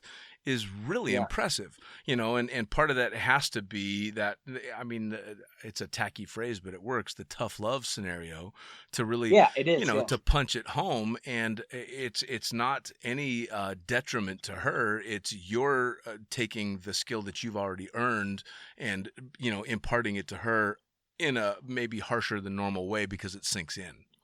And the one thing, exactly. The one thing about swooping side of it is it's mostly a male-dominated sport. Oh, yeah. There's been very few females that have come up through and really succeeded and really shown the determination to push through. I mean, there's a very few handful. I'm talking about, I think originally it was Kashiki, Jessica Edgington. You got Kashiki, yeah. Yep, Cornelia and Jeannie are some of the few, and now we're starting to see more and more female swoopers out there that are really starting to push and drive hard for it. You've got Olga that's out in Dubai, and some other people that are really starting to push hard, and it's nice to see. It's fucking cool because there's literally no reason that a woman couldn't be a gold medalist swooper and kick every guy's ass out there. Hence Cornelia. Male female has nothing to do with it. It's simply skill and training and all that, which is fucking awesome. To be able to see a truly level playing field is fantastic. And the other thing to keep in mind too is so females are obviously very different, and their minds work differently and all that stuff, which it's just different. It's fine. It is what it is. They just have to train different. Sure. And coaching Jeannie too, that's what we had to figure out was she can't necessarily think like me. Sure. Because she's a female. She doesn't think like a man. Like it's not one better than the other. And that's where everyone takes all this crap nowadays. Everyone just wants to get offended, and different doesn't mean better or worse. Right. It's just different. That's the biggest thing figure too. Out yeah. How to work your way around that. And Well, for you guys have done a pretty good job of it, though. For as long as I've been in skydiving, I have not just taken lessons from, but looked up to women in the sport because, quite frankly, there's ridiculously amazing female skydivers in every discipline that can just wipe the floor with me. And I suppose I've always looked at it that way, in that I never saw a difference between male and female when it came to jumping, because fuck me, there's nothing they can't do. Yeah. And one of the things, I mean, Jeannie's been on a lot of boards and stuff, and she was on the USPA was trying to figure out what to do with the records and transgender people especially. Sure. Which that's not where I'm taking this, but she was just on a board talking about the whole difference between males and females. And the biggest thing the board figured out was swooping is so different because the female competitors that compete in free fall and stuff, they don't have to worry about getting as injured as we do, and even just literally going in, they have to worry about getting hit, and they've got knocked out or taken a knee to the temple and got concussions in free fall during training and competing and stuff. But it's not the same level that swooping is intense. Sure. To roll out that tight and that low, I mean, to do well in a comp, I mean, I'm still pretty damn close to being like almost scared every time I snap, because you're just so tight and you're so low, and that's how you get the power. Sure. And that was the biggest thing between the different, not even necessarily between males and females, of course, but just the different competitions. Sure. Was swooping is so much more intense, where the other, the four-way people, they actually sat back and like, oh yeah, I never thought of that. Like, I don't have to worry about dying while I'm competing, and you guys kind of do. Yeah. Well, I mean, how many of our friends have gotten hurt, or how many of our friends have died from swoop injuries? How many times have you hit the ground hard? I know I've done it a couple times coming up through the years, and it's just one of those things. It's we know and we expect to. Well, for that to possibly happen, and we try to do the best we can to push hard and not have it happen. Well, in regard to any discipline in skydiving, there's no discipline in skydiving that's closer to that razor's edge. There's especially with the canopies that are flying now and the way that you guys are flying them, there's next to zero room for error. There really isn't. I mean, yeah, you can fuck up a run this way or that way, but when it comes to, coming out of your turn when you need to plane out when you need to, you've got next to no room. We're talking milliseconds. And Yeah. You know, I mean, those milliseconds on an 8-way or a 4-way or a free fly is the difference between a point and not getting that point, not a difference between a hospital stay or a podium. Yeah. You know, that's the big difference. Yeah, me and Jeannie are really annoying to our container sponsors. Just giving Sunpath a shout out for dealing with us because we're so unbelievably picky with how everything fits and especially our risers and that kind of stuff, because you take that comfort away and your confidence is gone. Oh yeah. To at the level that you're at, to throw gear fear into it is suicide. Well, I mean, not even just the fear, just like, hey, this doesn't feel that comfortable. So it's like, it's distracting when I roll out. And, you know, I don't really like how these risers are working because they're a little long, or, you know, I just don't like the front dive loops or whatever. Sure. Like at the FLCPA before nationals, I was dealing with a really bad shoulder injury. I redislocated my shoulder again this summer, and I had to sit out pink open just to be fit enough because I could not function. And I still only had 3 weeks to recover in between, and I almost cut the tip of my finger off right the day before that FLCPA. So now I'd spent the whole week trying to learn how to fly around my shoulder problems. Then you throw this in with no training, my finger and my grip. And I ended up getting a 0 because I went and snapped on a distance run. And, you know, we had done our Zonac in the morning, and then we would switch to distance. And I think it was the second round. I was just a little bit tighter and low, you know, but normal for me. But I was so uncomfortable when I snapped because my whole right arm just wasn't working properly. Sure. I went straight to toggles. Like I just like almost before I even finished the rotation, you know, with 30 degrees left, I just went straight to toggles because I just felt so uncomfortable and out of control that I'm like, dude, I can't handle this. I went to toggles.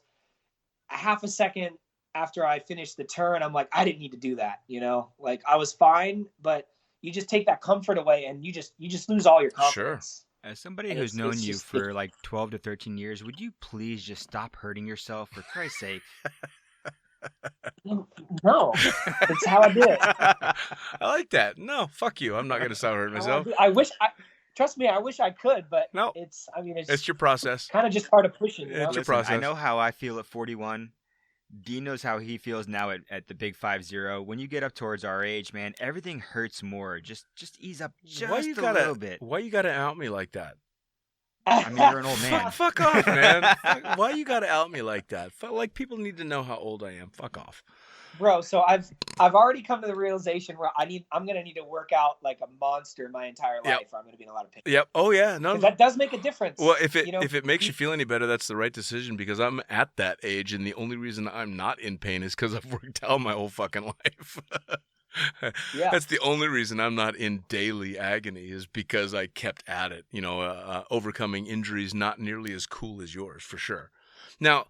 Well, and I mean, like after, you know, for the past 3 seasons, this shoulder injury I keep getting re-injured in a different way, just because my shoulder's compromised. But like, because I have to physio so much just to be able to jump, like the last 3 winters, I've gotten in the best shape of my life. Sure.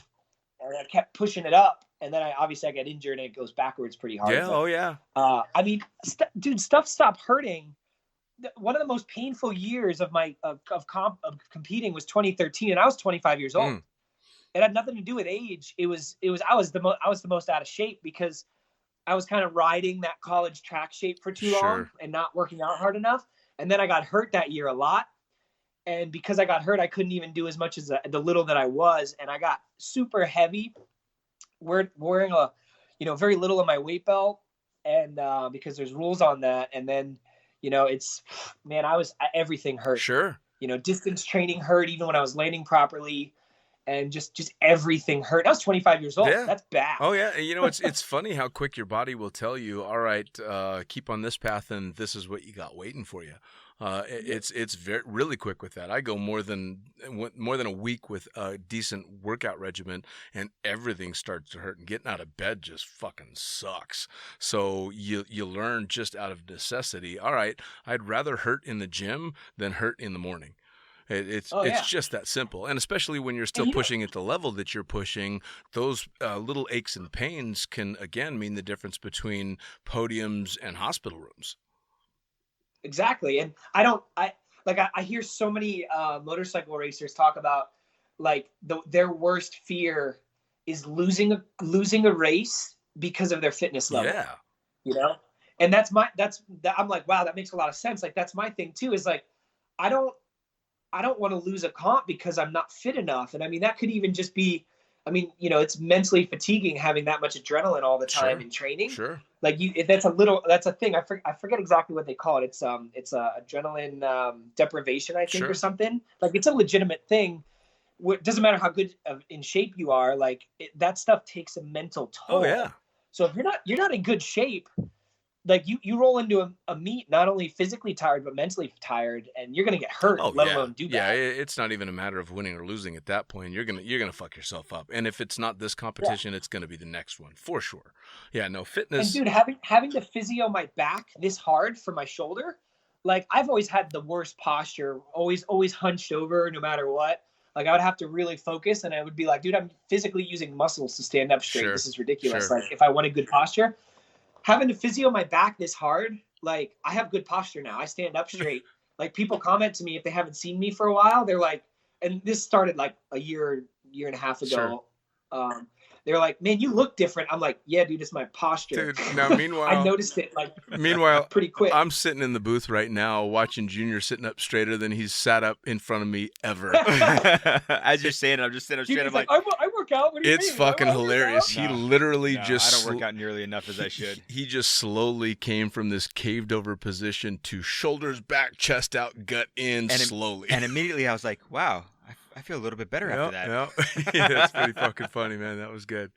Dude, we bought a house 2 years ago, and I had a bunch of workout equipment in my house anyways, but the house we bought had this random fourth bedroom that was 15 by 19 square feet, which is huge for a random fourth bedroom. And as soon as we walked into that room, I looked at Gina, I'm like, we're buying this house. Like, this is my gym. Nice. And me and my dad put, 3/4 inch rubber flooring on the bottom. There's 2 full walls that are mirrors. I have an entire gym at my house. Nice. The only thing I don't have is a leg press machine, which I don't really need because I'm better off doing squats for the stability muscles anyways. Yeah. And if anybody wants to see those photos, they can go to Curt's Instagram. He puts them up every once in a while. Yeah. Well, I don't do that shit where I post pictures of me in my gym. It's usually just my gym. Cool. Yeah. Fair enough.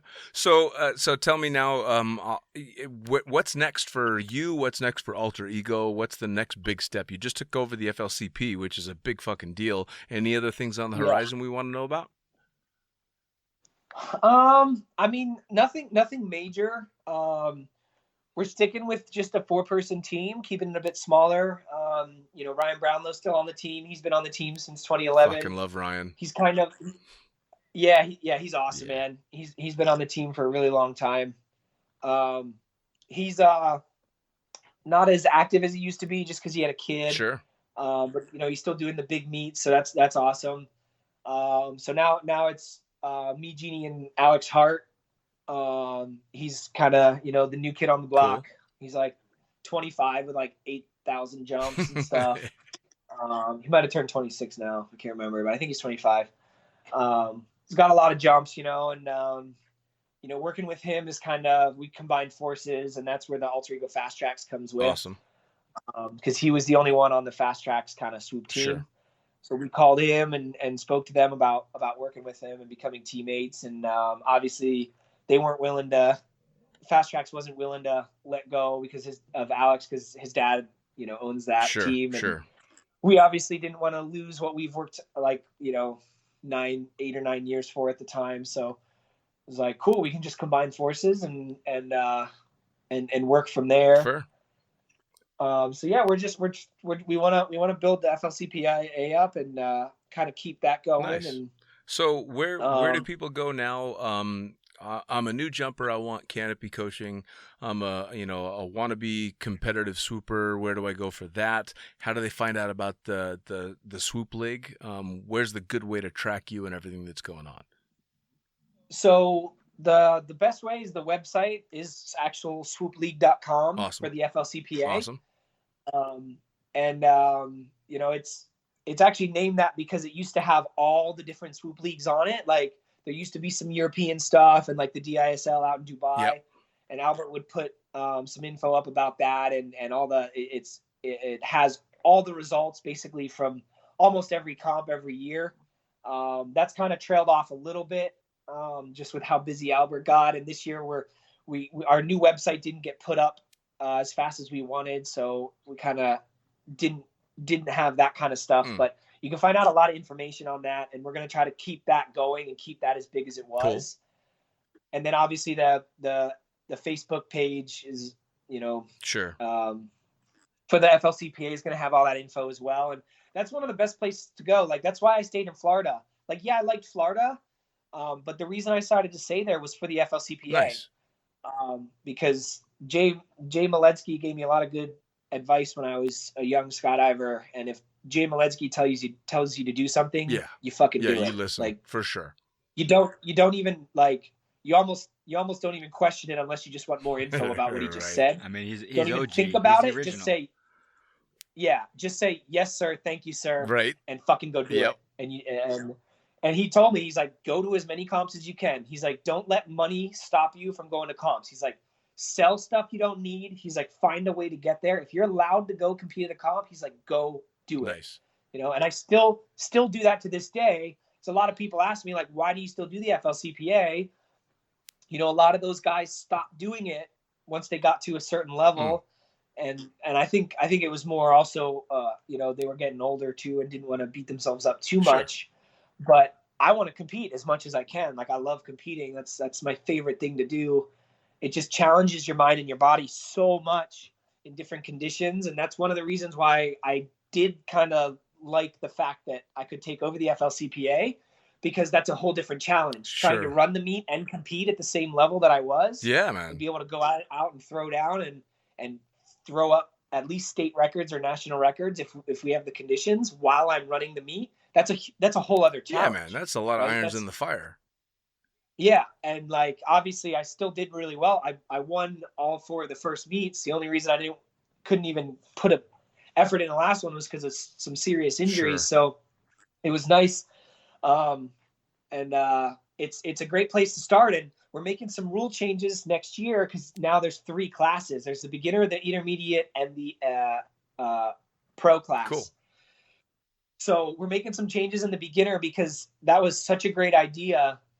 And then like it started out really well, and then people kind of took advantage of some slack rules and just kind of, you know, you used to get made fun of if you showed up with a Valkyrie like 71, 75 in the beginner class. Like, hey bro, what are you doing in the beginner class? Like stop sandbagging. You get made fun of so much that you would almost be forced to switch. Now that's not happening so much. People are showing up to their first competition ever with 3,000 jumps on a 71 Valkyrie. And it's just like, dude, what are you doing? That's not what the beginner class is for. Right. Like, you belong in the intermediate class. That's what the intermediate class was for. Right. You know, my first year of competing, we competed together. We just had a handicap. Sure. And it was, you know, a handicap / safety buffer. Instead of 5-foot gates, it was 10 foot. But we got scored together. And that's the way it was like back in the CPC as well. The CPC was the same exact way. Exactly. So then Albert split it because, you know, just the level of, we started seeing people getting crazy scores and crazy times with the compared to the pros. Even the year that I won, we were already starting to do it. You know, we were putting down too good of scores compared to the pros. That's why, like, that third comp I won, I beat all the pros too. And it was because of that handicap. Sure. The level was getting too high, so it got split. Sure.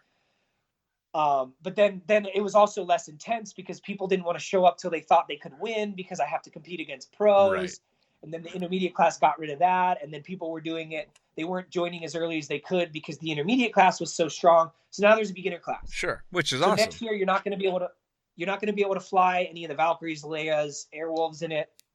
You know, you got to fly the more square wings, the Velos, the JFXs, the JVXs.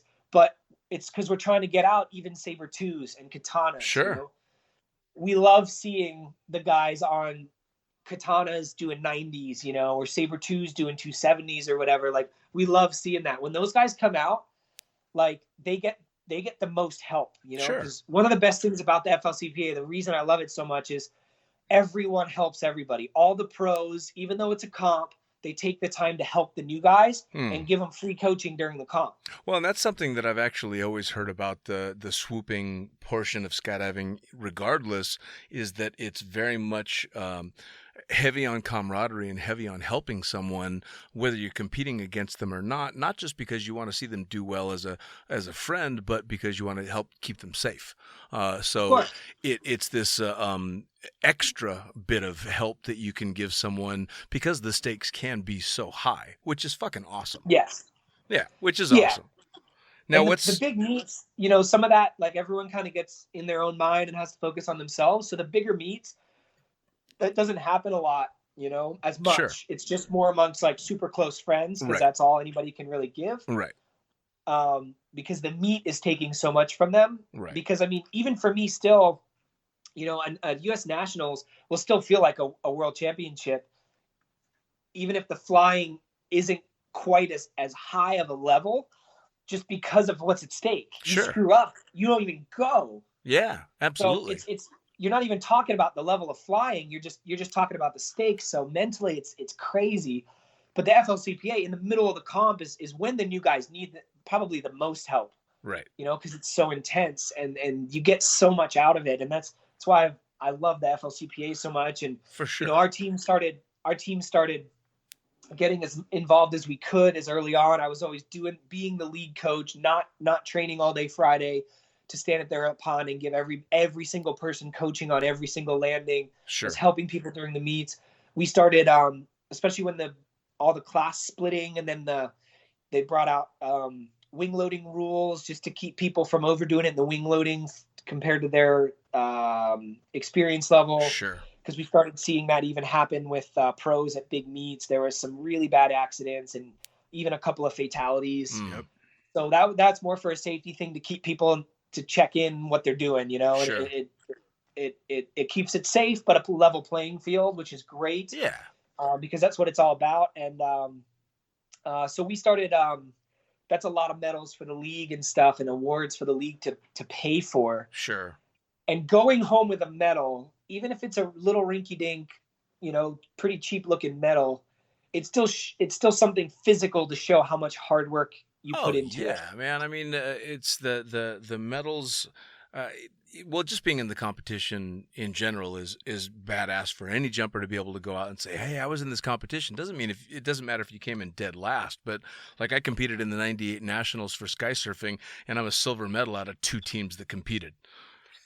Yeah, that silver medal is that silver medal is hanging right fucking next to me now, because I competed in the U.S. Nationals in an open class. I've got a silver medal. So yeah, and that's badass. Yeah, absolutely. The beginning of the CPC and the beginning of the FLCPA, there were no medals. It was either a cash prize or thanks for coming out. Like, if you were lucky, you got your money back for the competition and you went home. Yeah. So it's nice to see and the that's what I mean. progression Like, I through spend the years. money. Like, you spend money. Like, you spend it without thinking about it. Sure. And it's like, there's been comps where I've gone to and people hand me thousands of dollars and we don't even get a medal. Or like the DISL used to give you like a giant check too. Right. Like, that's about as good. My giant check from the DISL. It's fucking cool. I lost one at an airport because I'm an idiot. But all the rest of them are down in my trophy room, you know? Yeah, like it's fucking cool. Yep. I lost mine from the first swoop, from the first swoop challenge, and the same thing. I was like, oh man, I wish I had that. Yeah. And the year I won, I couldn't get it home because it was so big. So I don't have that one either, and that's a bummer. But I think that's what happened with mine. So what comes next for Ultra Ego? Is it just continuing on the normal competitions and the instruction? Yeah. Yeah, I mean, we just want to keep, we're already spread. I don't want to say thin, but we're already doing a lot, you know? So we want to just keep doing what we're doing and even better. Sure. We got into mountain flying a handful of years ago. And we did it with this guy, Jan Einer, out in Norway. He's awesome. He's a really close friend of ours. He's a freaking Viking ninja. Trains all the special forces out there and stuff. But I mean, he speed flies, base jumps, mountain flies on a regular basis at his drop zone. That he runs the drop zone out there. Nice. He taught us so much about mountain flying and the weather because I'm sketched out when I go fly down mountains with people that Sure. don't know a whole lot about the weather's completely different. Absolutely. Completely different. And I've done mountain stuff where you just come solely relying on the leader, and then you start asking the leader questions, trying to learn, and they kind of just go send it, and you're just like, dude, like this is serious. Like, Yeah. you know, I've gone down sections of mountain where there's serious downdrafts, and you're just getting pushed at the mountain, but we knew it was going to be there, and you can't tell on the video it was there, but you're hitting your rears to compensate, and you're only 15 feet off the deck in a dive at the mountain when you feel it. But we were briefed on it, so we knew we could do it. And if somebody goes and does that with you and you're not expecting it, man, you're going to hit real quick. Oh yeah, no, I've got more. There's something to be said for mentors in the sport, no matter what they are, and for us to be at the level that we're at and to have that kind of mentorship. And the same thing when I was out in Norway with our team back in 2015, like to get that knowledge is amazing. Yeah, and it doesn't matter what you've accomplished in anything in skydiving. Like nobody should ever feel like they're above continuing to learn. And I don't care if the dude has 500 jumps. Shut up and listen to what he has to say because he learned it from somebody else. Well, I mean, the bottom line is the overall theme of this podcast has been that there's two walkaway points that come up in pretty much every podcast. One is the community is fucking amazing, and that's probably what keeps most of us in the sport for as long as we are. And two, you never stop learning. Ever. Yeah. If you've stopped learning, it's time to fucking take up golf, because that's when you're going to get yourself hurt. That's when you're going to get yourself killed. You're always learning, and somebody always knows more than you. And I've said it before in many of the podcasts that I've done. It's nice knowing that I'm an average, middle of the road skydiver, free flyer, swooper, tandem instructor, all the way down the line, because I always know I have something to learn, and I never walk away thinking, oh yeah, I got this, because I'm always making sure, that I've got it. It's an extremely important thing. So especially when you're pushing the limits and doing mountain flying and all that kind of stuff, it's a big fucking deal. It really is. Now, and even just with swooping too. I mean, I think one of the rays I've kind of gotten away with any like completely serious gnarly injuries, knock on wood, but it's always because I've never gotten overconfident with it. I mean, if you see me on a regular jump, on any jump, even a competition jump, how many times I do gear checks in the plane? Sure. Like, dude, complacency is what fucks everyone up. Oh, absolutely. Well, and it's like, I never lose sight of how easy it is, no matter how good you are at swooping, how many accolades you have, whatever it is, like, all it takes is one stupid mistake and me not being on my game and paying attention, or just being distracted by something that happened at home or something somebody said while I'm swooping. And blah, blah, blah. Or you telling somebody not to have a cutaway right before you exit the airplane. Yeah, man, exactly. So as we get towards the end, and especially because we've kind of hit this topic, one of the things that I always ask my guests towards the end of the podcast is, for newer jumpers or for jumpers that have kind of hit the wall and they're wondering why they're still in the sport, what advice do you have to those two categories? I would just say find the correct people to listen to keep progressing. Normally, if you hit a wall, you're getting bored. It's either you're not challenging yourself, or go try something new. It's so easy to get stuck in a rut. I mean, it happens even with swooping, with competition training. Like you're going and doing the same thing so much, like you can get frustrated, or just like the fire can leave. So go out and do something different. Even if it's swooping, just go out and don't stop competition training. Nice. Just go swoop the pond for a while. If you're a free flyer and you're getting bored, go try something else. Sure. Go put a wingsuit on, or go do some high pulls on your canopy. Go learn something different and find the right people to listen to, because some people can lead you pretty far astray with how you need to learn, or just with the attitude. Like, it's all about attitude, right? Sure. That's a good point. Find the right person to listen to is a really good point to make. Yeah, because somebody with the wrong attitude, they'll blow too much smoke up your butt, and you'll get this weird, arrogant thing where you think you're way better than you are, and there's not much else to learn. There's always a lot more to learn. Sure. And just try something else, like us branching off into running leagues, doing mountain flying. Like, part of the mountain flying is we started running a boogie with them as well.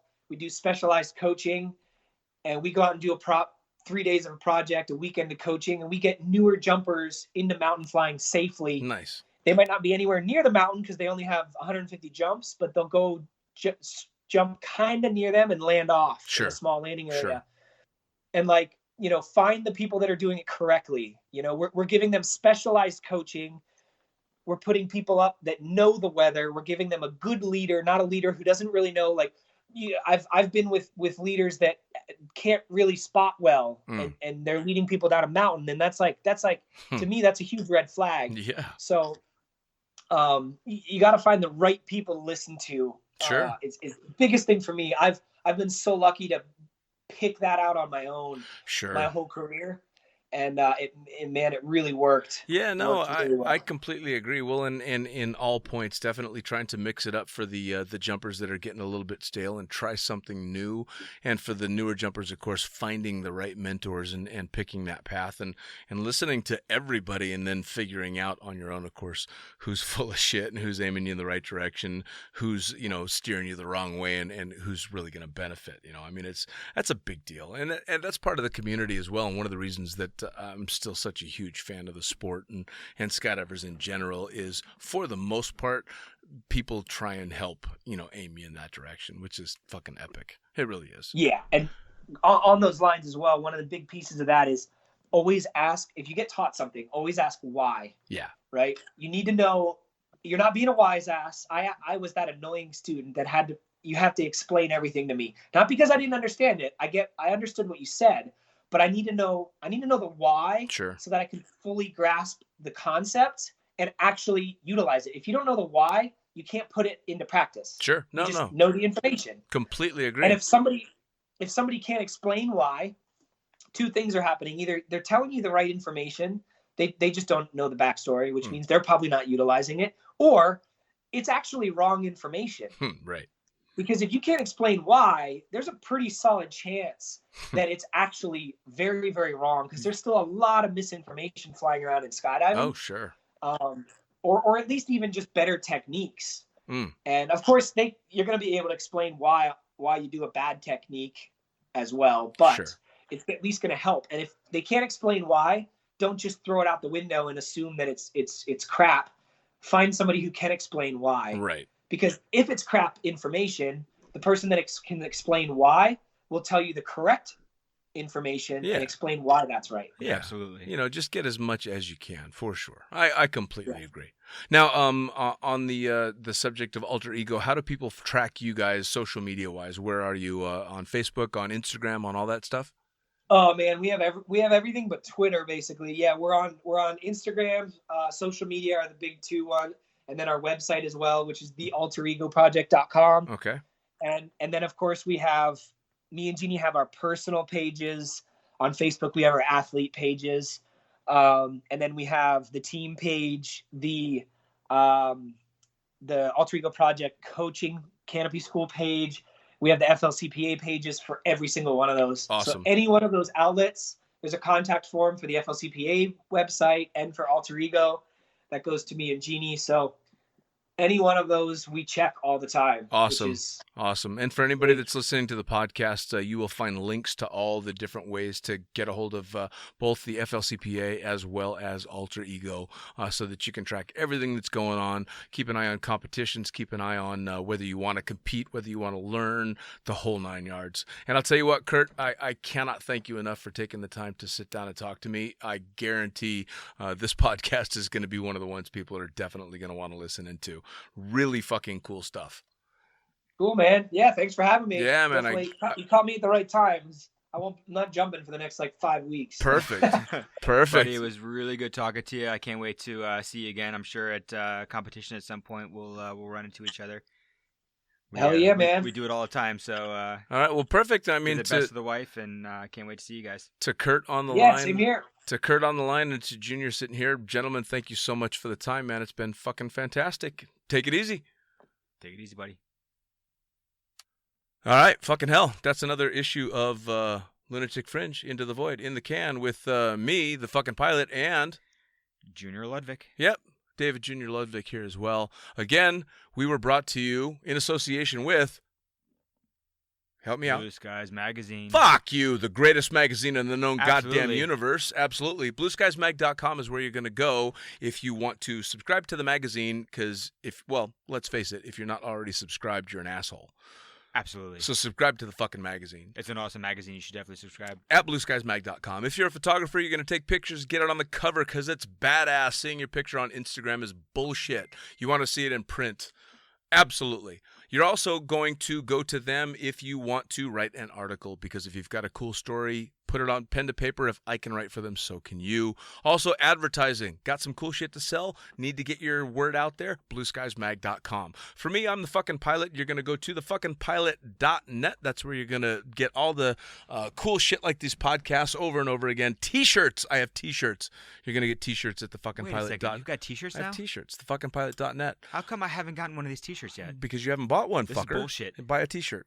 You're also going to be able to. You're also going to be able to get both the books that I've written. That's the fucking pilot book, the Blue Skies magazine previously published issues, all put into one tasty little book for you, and the Accidental Stripper. Amazing. Yes, both of them available in both digital and print format. And I swear to fucking Christ, eventually audiobook with the Accidental Stripper. You keep promising this, but I haven't seen it yet. And it's going to happen. So you're going to go again, fuckingpilot.net, blueskies.com. This was Lunatic Fringe, Into the Void. I'm the fucking pilot. That's David Jr. Ludwig, and we are out of here. Out of here. See ya. See you guys.